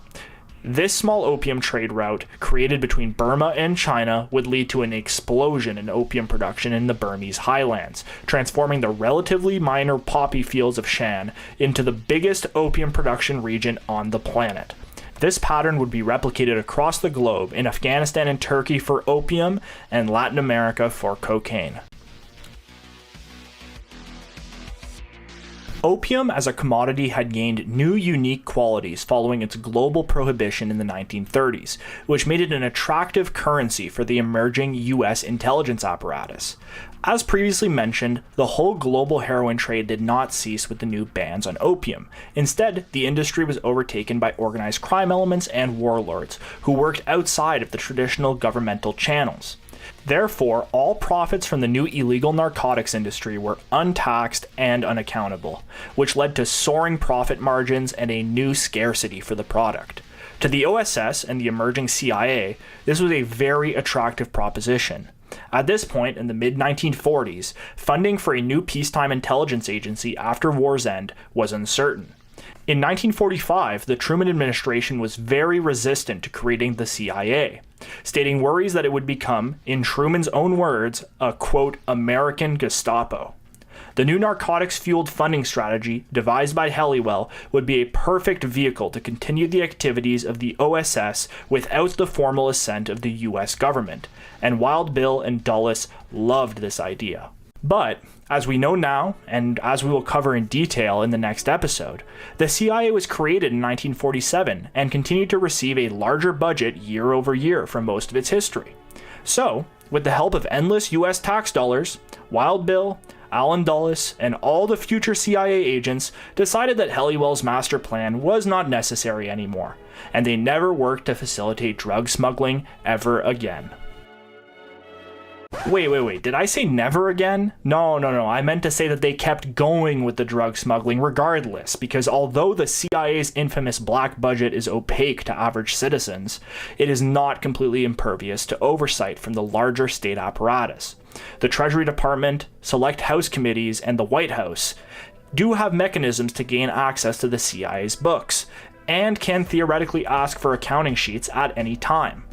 And the CIA had Or, they could be like the Pentagon and be like, we just lost. We have $200+ billion that we can't account for. Oops. Sorry. So you gonna increase our budget this year or what? So they can ask for accounting, and CIA probably employs a bunch of very, very good creative accountants.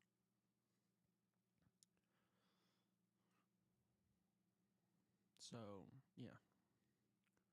Well, they do. His name is Jack Reacher. God. I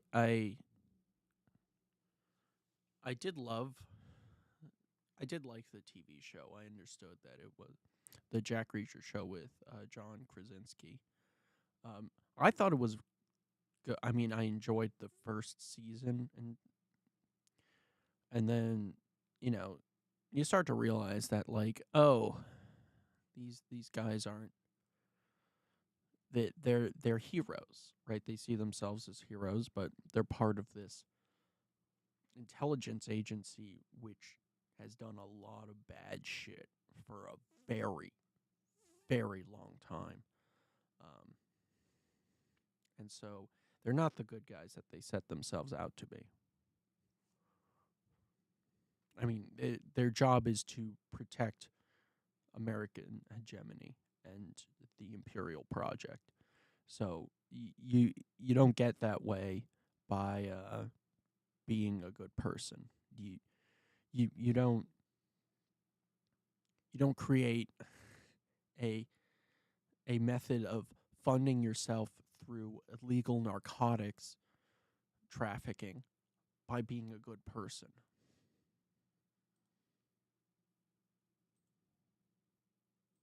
Massive plans in the future, such as Operation Gladio, the CIA's continued efforts to create an illegal underground far-right paramilitary network in Western Europe. Not to mention the completely immoral future coups, assassinations, and insurrections that were a mainstay of CIA policy throughout its history. On top of that, the CIA's continued collaboration and funding of warlords and organized crime elements around the world were also antithetical to the US's stated policy mission against crime and drugs. These actions could lead to potentially massive repercussions to the US government's image if they were leaked, which would be more likely if the CIA spent their somewhat accountable taxpayer-funded budget to undertake. Therefore, Helliwell's plan spawned a storied history of collaboration with mafias and drug lords to continue to funnel massive amounts of money towards illegal paramilitary actions across the globe. Now, there is some dispute amongst authors and academics as to the extent that narcotics profits directly funded the CIA's activities.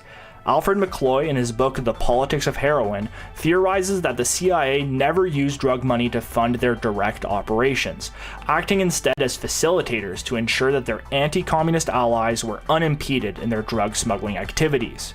This is reminiscent of Helliwell's plan to help Chiang Kai-shek against Mao's communist forces through securing their heroin trade in Southeast Asia. The OSS in this case was simply acting as a guarantor of heroin flows, not profiting directly from the enterprise. However, other researchers such as Paul Williams in his book Operation Gladio claim that the CIA acted as a middleman, directly funneling drug funds to secret bank accounts and shell companies owned by the Mafia, the Vatican, and themselves to facilitate Gladio operations in Europe. For me personally, this distinction is irrelevant. The important takeaway from this whole revelation is that the major groups involved in opium trading generally shared the same material interests as the American deep state. The mafia, organized crime, warlords, and narco states are all inherently opposed to communism because communist states, as I previously mentioned, on the whole, take a hard stance against narcotics production and consumption. Thus, the rise of socialism directly threatened their existence. Furthermore, these forces are generally reactionary right-wing groups that have a vested interest in the continued existence of global capitalism and private property. For that reason, the CIA decided to actively support this global illegal narcotics industry to bolster strong Cold War allies against communism, regardless of the societal cost of these policies. Now, looking back in the year 2023, the societal cost of these policies is more apparent than ever, with the wide-scale opioid epidemic felt across North America and the wave of instability brought on by the war on drugs across the world. As we will see in the final part of this video, the American opioid epidemic did not originate in depressed Rust Belt towns or San Francisco back alleys. It originated in the jazz clubs of 1940s New York City. Paul Helliwell had a second plan after his successes in Southeast Asia. This plan would come closer to home and marry the future CIA and a transatlantic mafia network for the foreseeable future. Can it be your faith in... When Harry Truman presented his federal budget in 1945, following the end of the Second World War, there were suspiciously no funds allocated to future covert operations or for the creation of a new post-war spy agency to replace the OSS. Following the receipt of several negative reports regarding the OSS's efficiency during the war in advancing US strategic efforts against fascism, Truman decided that it was in his best interest to reevaluate America's clandestine project and put intelligence funding on hold. Wild Bill and all his OSS colleagues were furious. They had envisioned so many potential operations for the new Cold War environment that was taking shape. In the wake of this fallout, Helliwell hatched another plan, which he presented to Donovan, Angleton, and Dulles. This one modeled after their recent drug smuggling stint for Chiang Kai-shek in China. Now, it's important to note that during the Second World War, opium addiction had dramatically declined in the United States. This was largely due to increased security measures established at ports across the US. There was a fear that Axis spies would smuggle their way into the United States through one of these ports, or even worse, a German U-boat would bombard the harbors of America's coast. The increased military and police presence across US docks during the war dramatically reduced heroin imports into the country. This was furthered by massive disruption to the old shipping lanes through the Pacific from China and the Atlantic from refineries in Marseille and Turkey. The only heroin that was entering the US during World War II was from Mexico, and that product was bad, being less than 3% pure and sometimes containing no opium at all. Many addicts in the US were Interesting. And that's kind of what's been happening now.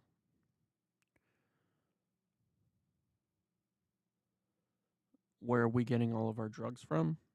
From Mexico. Same thing. Now, it's not illegal immigrants who are smuggling in those drugs.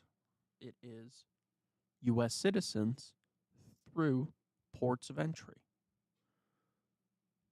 Through legitimate ports of entry. Whether it be the actual ports, border stops, what have you. This is where they are smuggling in the drugs. It is not illegal immigrants who crossed not at a border site, but through the desert, through wherever. And again, illegal, legal, the only difference is paperwork. These people don't feel like if they went through a legitimate port of, if they went through the border patrol, that they would be granted asylum, that they would be allowed to stay in America. If they came here illegally, they might have a chance. And by the way, more people come to this country illegally by plane than they do over the border. If you come here by plane and you overstay your visa, congratulations, you're an illegal immigrant. Sure, there are a significant population that do come through Mexico. There is a migrant crisis that we directly created through systems similar to this, where we funded right-wing terrorist organizations, cartels, criminal elements,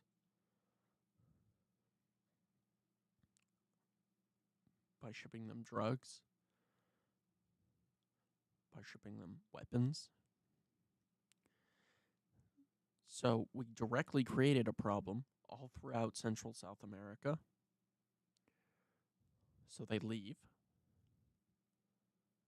They are political refugees. And they go to the one place where they think they have a chance at having a good life. Because for our entire history as a nation, we have advertised as such. Give us you're weak, you're poor, you're hungry, you're tired, and we will embrace them with open arms. That is what we have advertised. We are a nation of immigrants.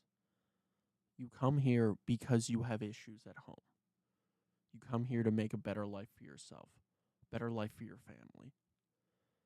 And now we are saying, we don't want you anymore. Because they are immigrants coming from certain areas. Oh, you're a Western European who wants to come to America? Sure, come in, no problem. There's always a spot for you. Oh, you're coming from El Salvador, escaping a death squad who's killed members of your family, and you have to escape because you spoke out against them? Sorry, you have to go back.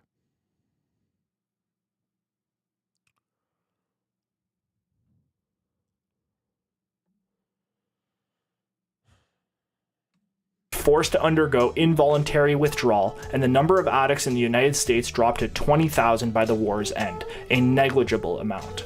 With heroin addiction almost eradicated in the United States in 1945, it was only a select few Americans that continued to consume the narcotic during the 40s.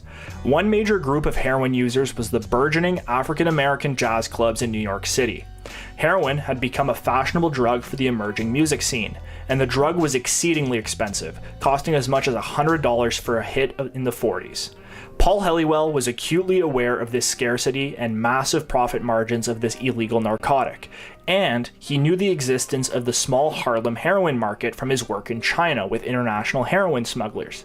From these connections, he developed a plan that would allow American intelligence to persist without government funding, in the shadows, and totally unaccountable. Helliwell's master plan, which he codenamed Operation X, was presented to Dulles, Donovan, and Angleton. It went as so. The OSS and later the CIA would facilitate the global heroin trade through a network of organized crime elements and warlords to fund their illegal activities post-war, using the growing New York jazz scene as a testing ground. This was the miracle that Wild Bill and the OSS officers needed in the wake of Truman's hardline approach to their poor performance during the war. The agents in the OSS immediately got to work implementing Operation X. Just as a warning, it's about to get really complicated here, folks, so hang with me. Let's begin.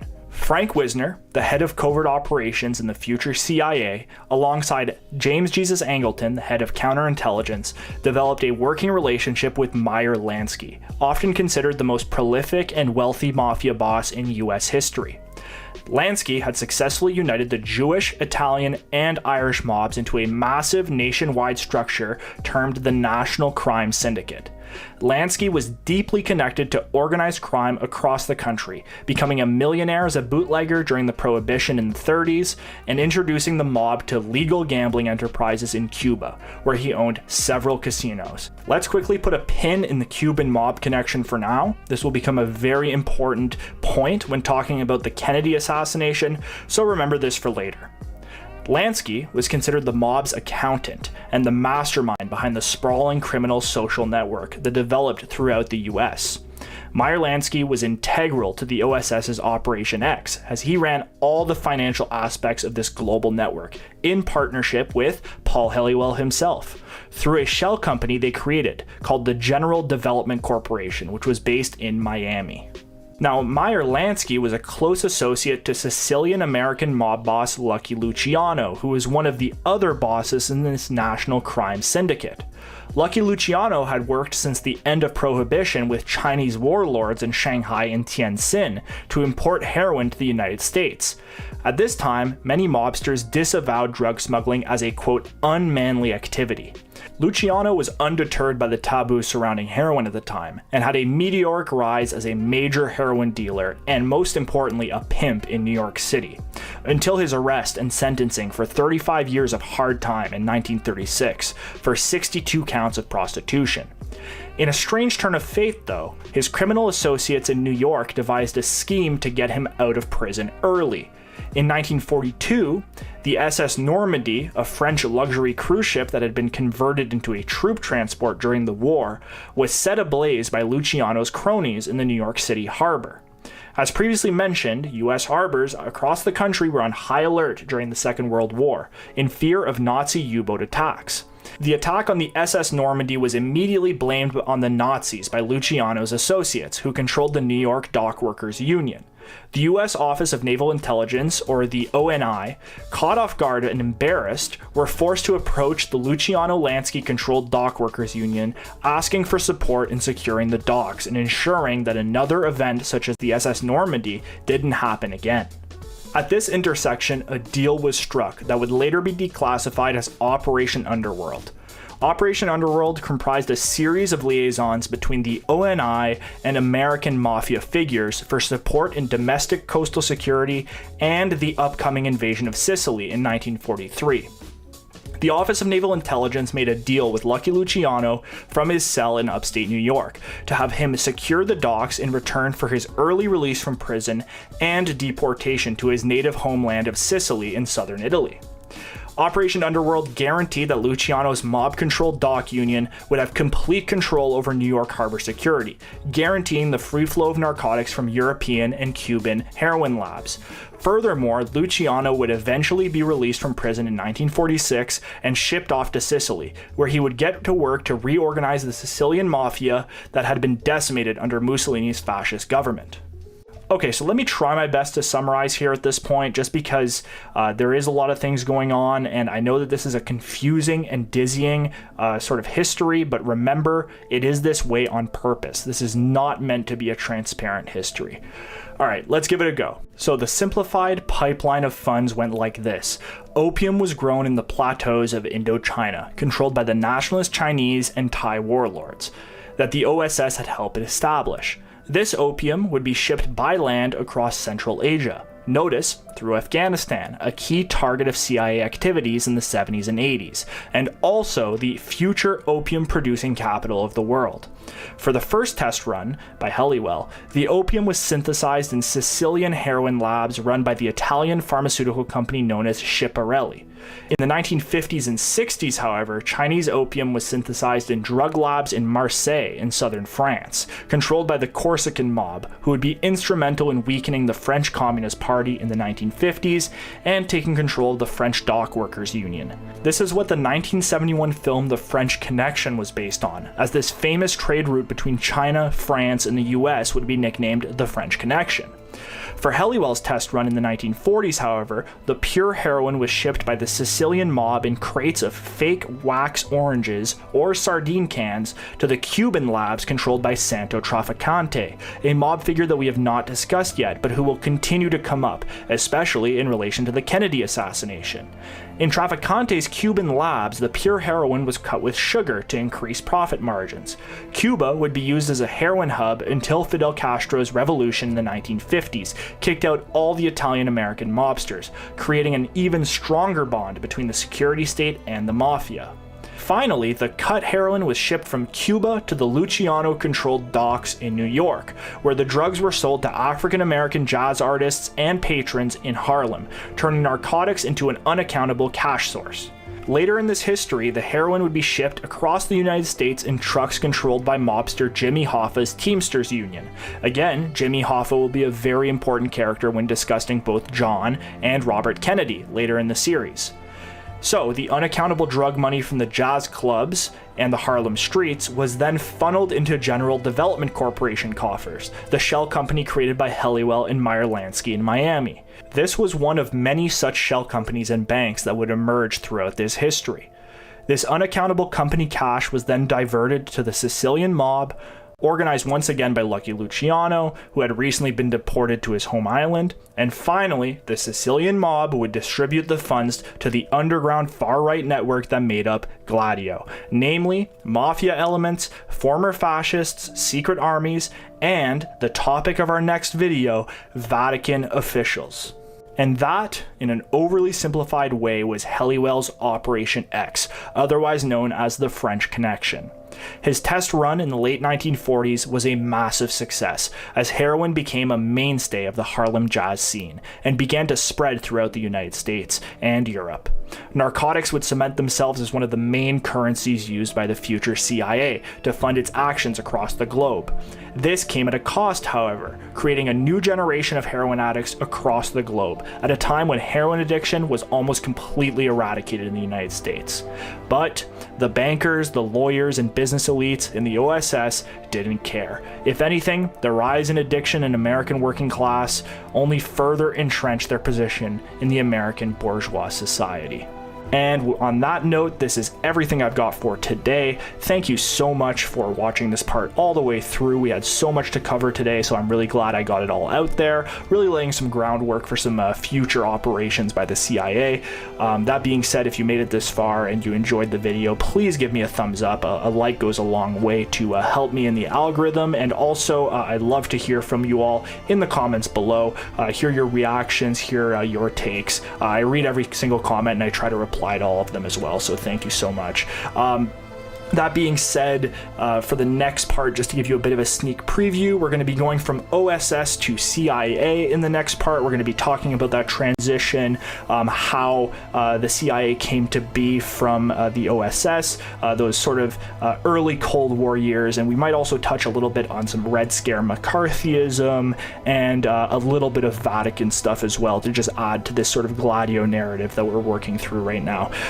We're finally moving to actual CIA history and not the... Yep. So you can thank the CIA for all the drug addiction that goes on in America. Thanks, CIA. Always doing real good stuff. Real good stuff. All right, so we are going to move on to our next portion of the thing, where we are going to be playing Game of Thrones Winter is Coming. I'm just going to do a little reorganization. Boom. Boom. Boom. Nope.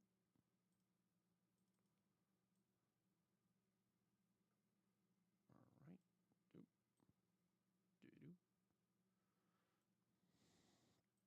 Yeah. So,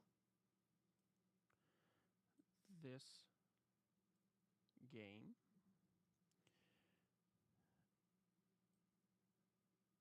is Game of Thrones Winter is Coming.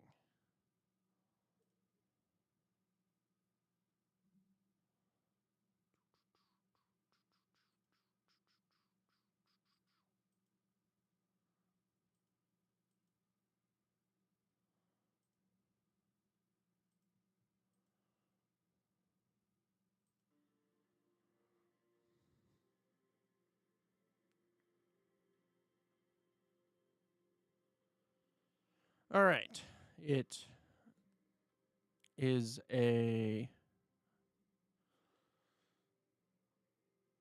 takes place in the world of Westeros. You create your own kingdom. You create different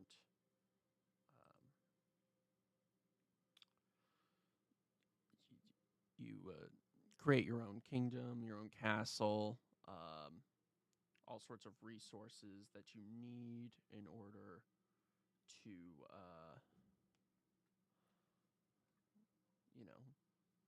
become the dominant kingdom in Westeros. So you can fight battles. There's a lot of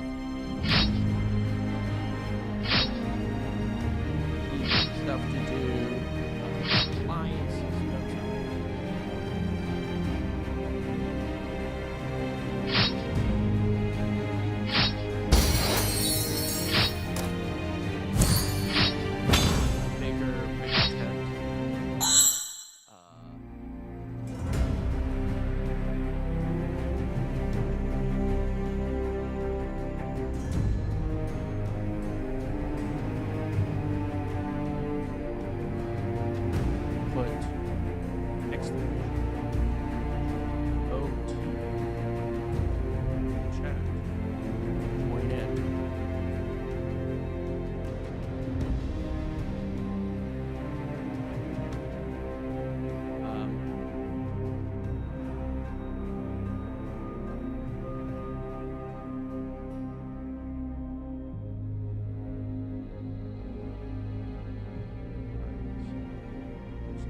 this for a little bit.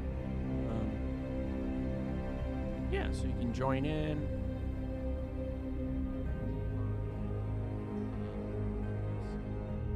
Right now, I don't have a lot. I got a little.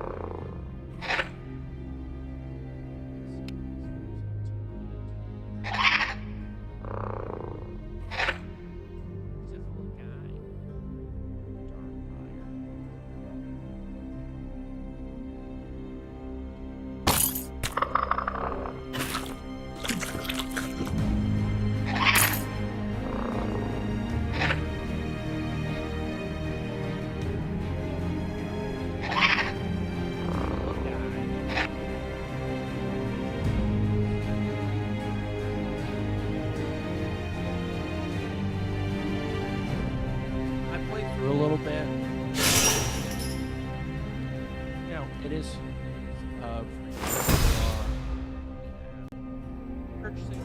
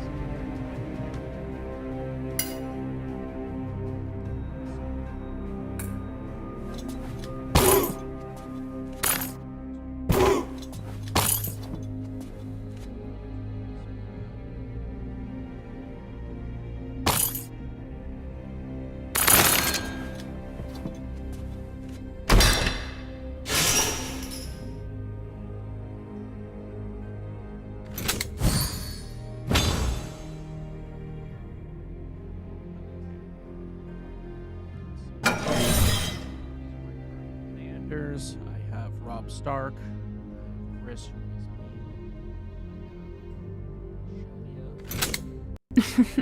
Men only chase power, glory, and women.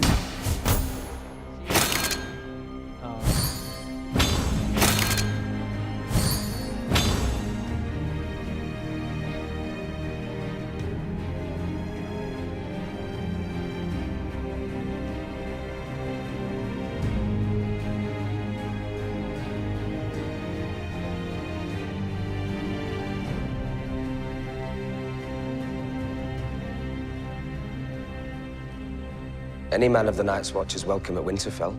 So many secrets still lie buried.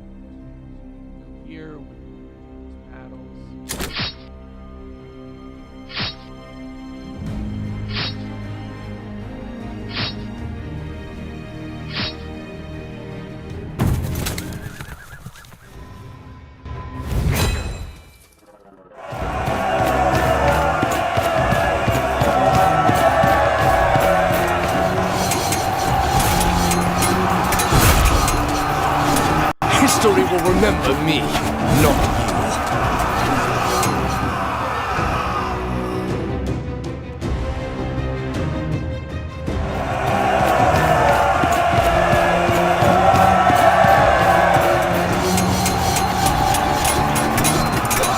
I'll give you a head start.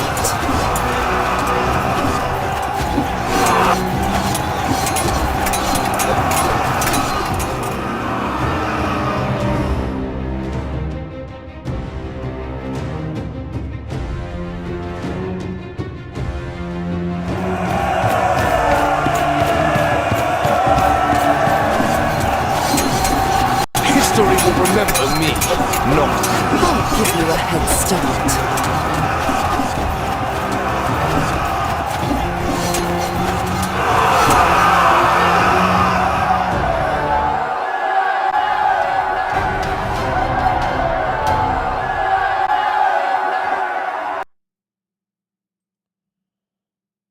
Heck yeah. All right. Let's go on to the next one. I'm Lord of Winterfell while my father is away.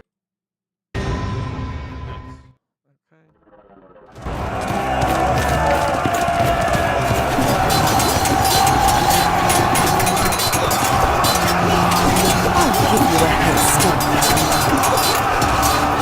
History will remember me, not you.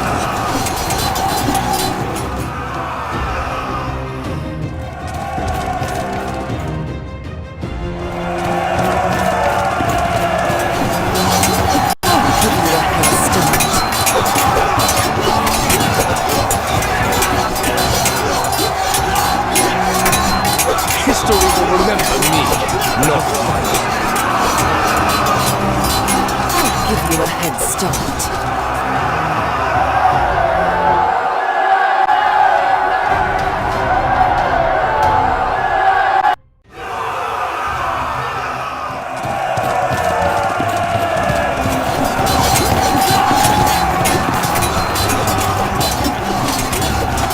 History will remember me, not you. I'll give you a head start.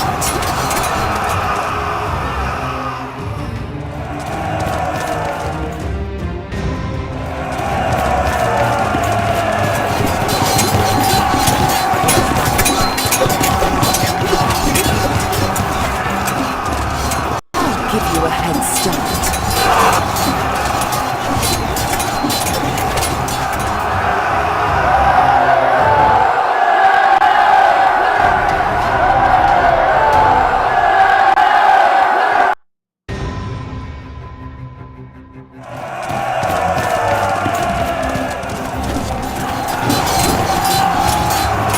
I'll give you a head start.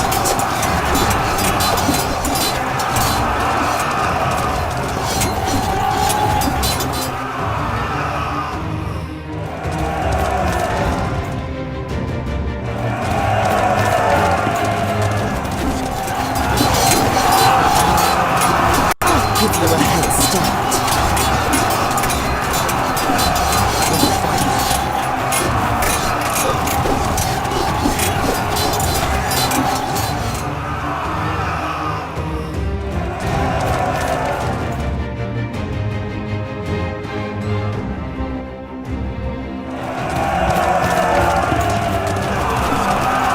I'll give you a head start. History will remember me, not you.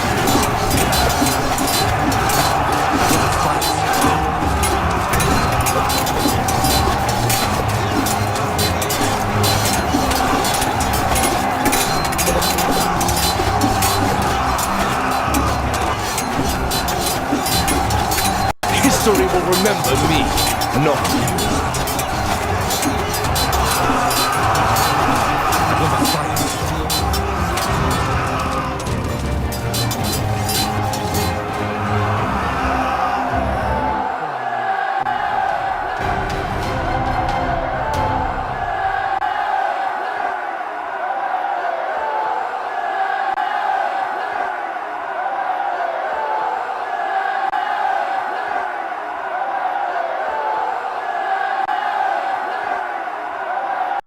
We did it. We barely survived, but we did it. Yay.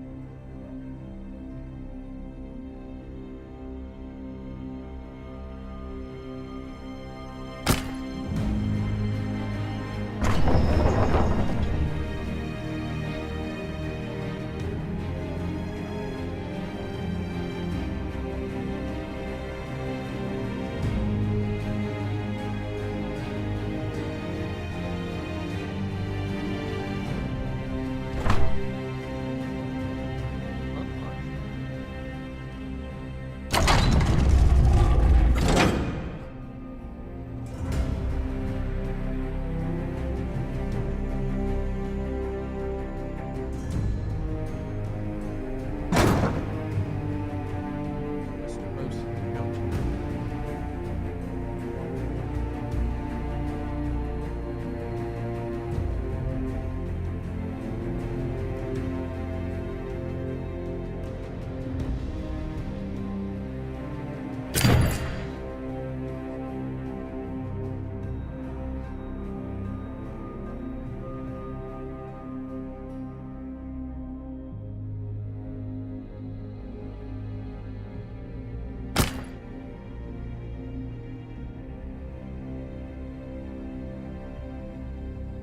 Chapter 6, Resistance.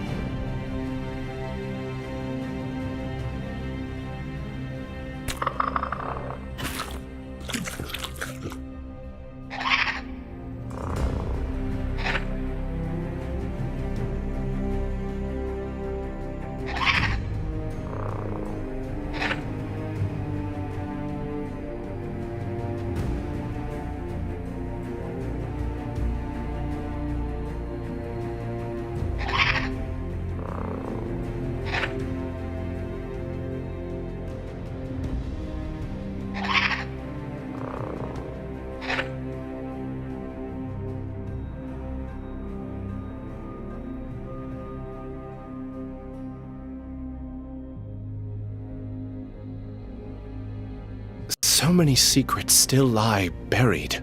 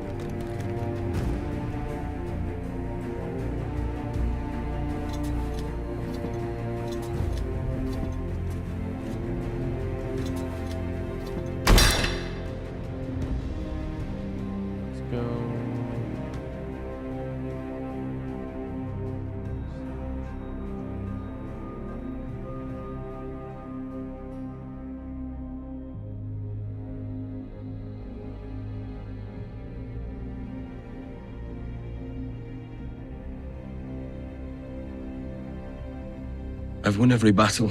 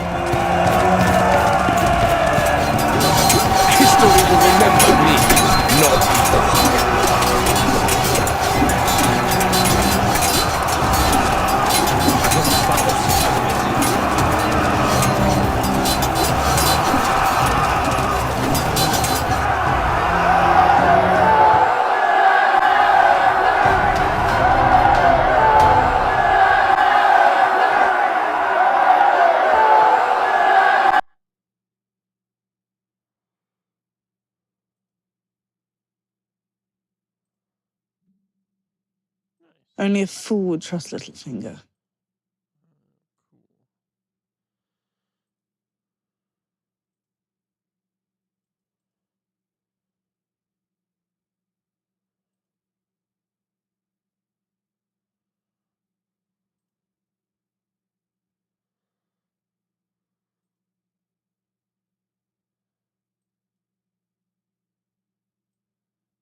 I am a Stark. I will always be a Stark.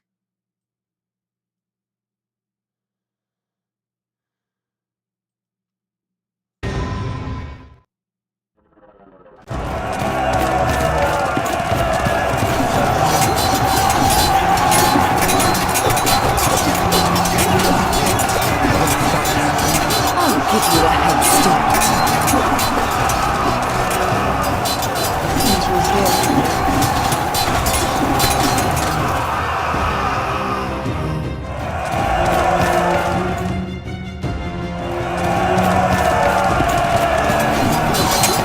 History will remember me, not I'll give you a head start.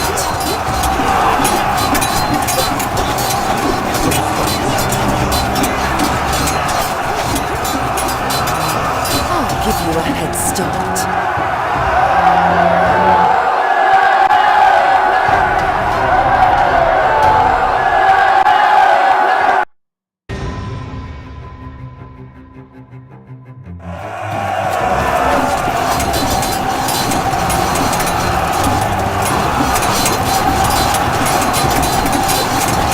history will remember me, not I'll give you a head start.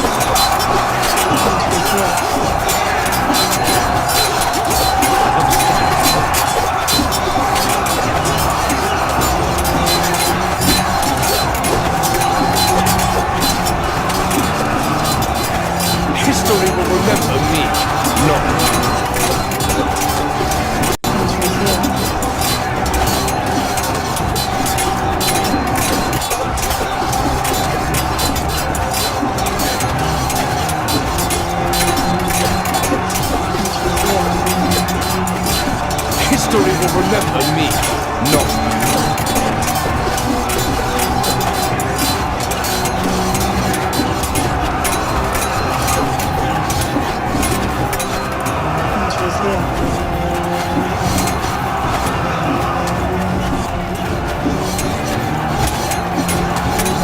History will remember me, not you.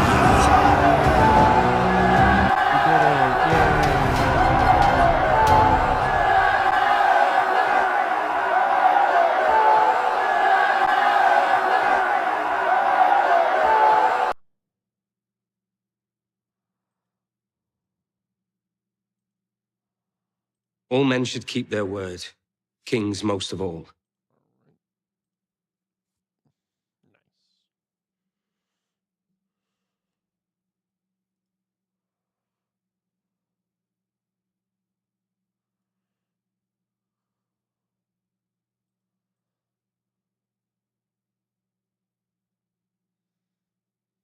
So many secrets.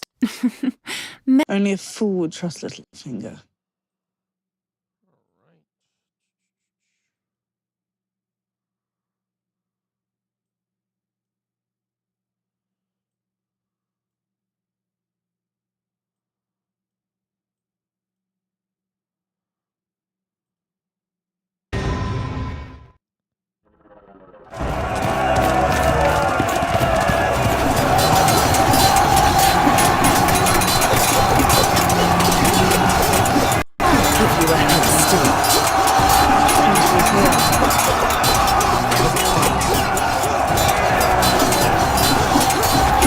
History will remember me, not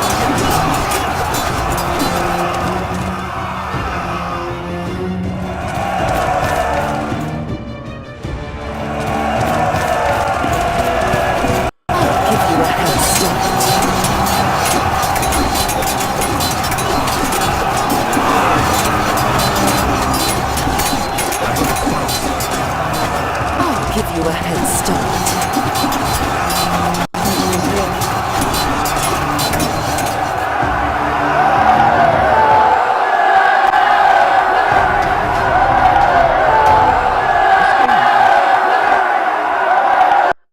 This game really makes me want to play Mountain Blade Bannerlords again.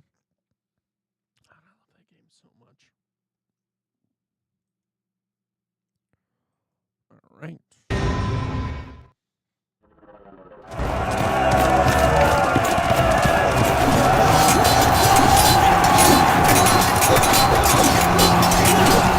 Give you a head start. History will remember me, not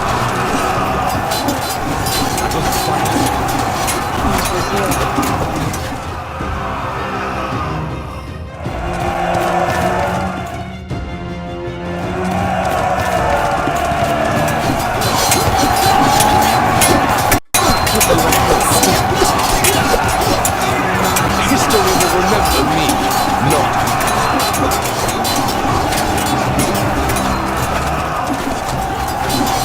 Give you a head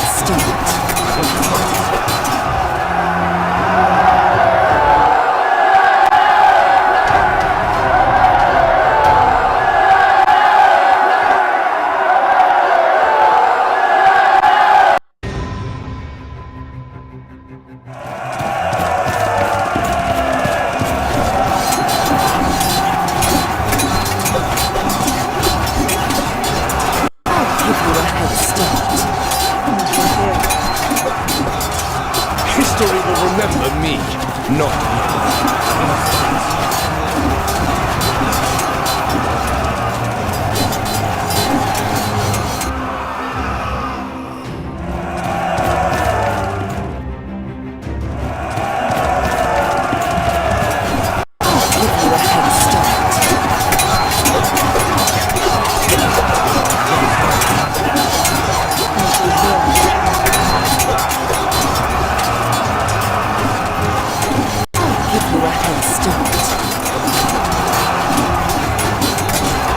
History will remember me, not Give you a head start.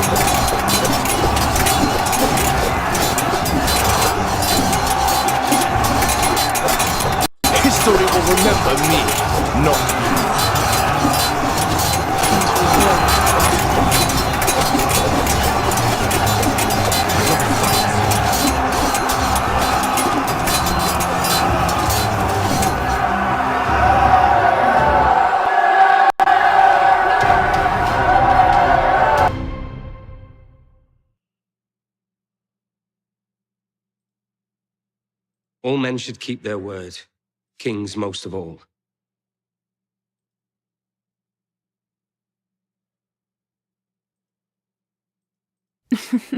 Men only chase power. I will always remember that I have my... I'm a slow learner. It's true. But I learn.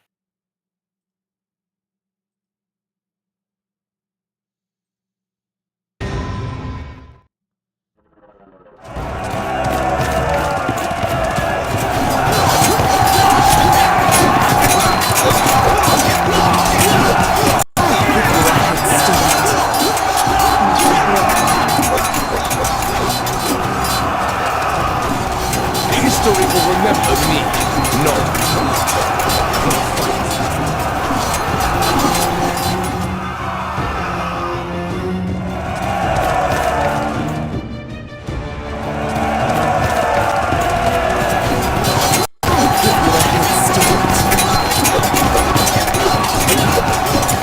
History will remember me. No.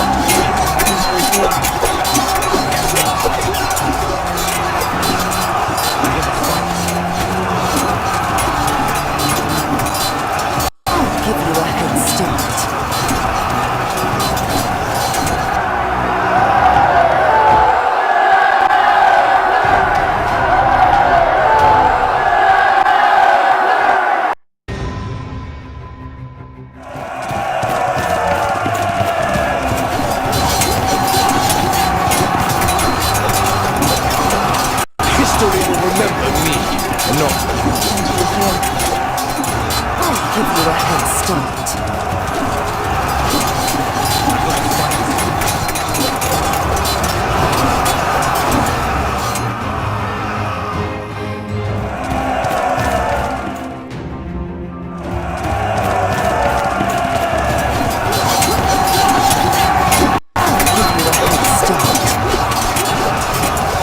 History will remember me.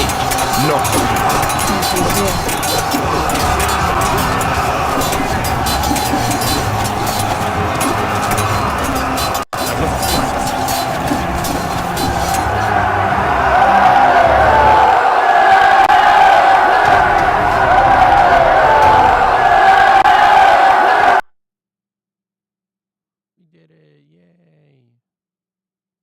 They wanted me to be a lady. I'm a slow learner. It's true. But I learn.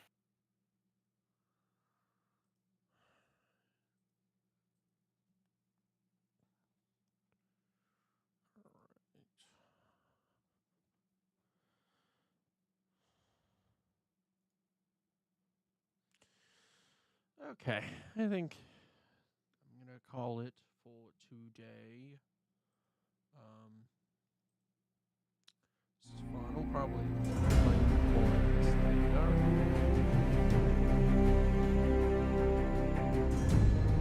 Thank you, everybody, for sticking with me back sometimes. Yeah, maybe tomorrow. I shall see. But anyways, have a rest of your evening.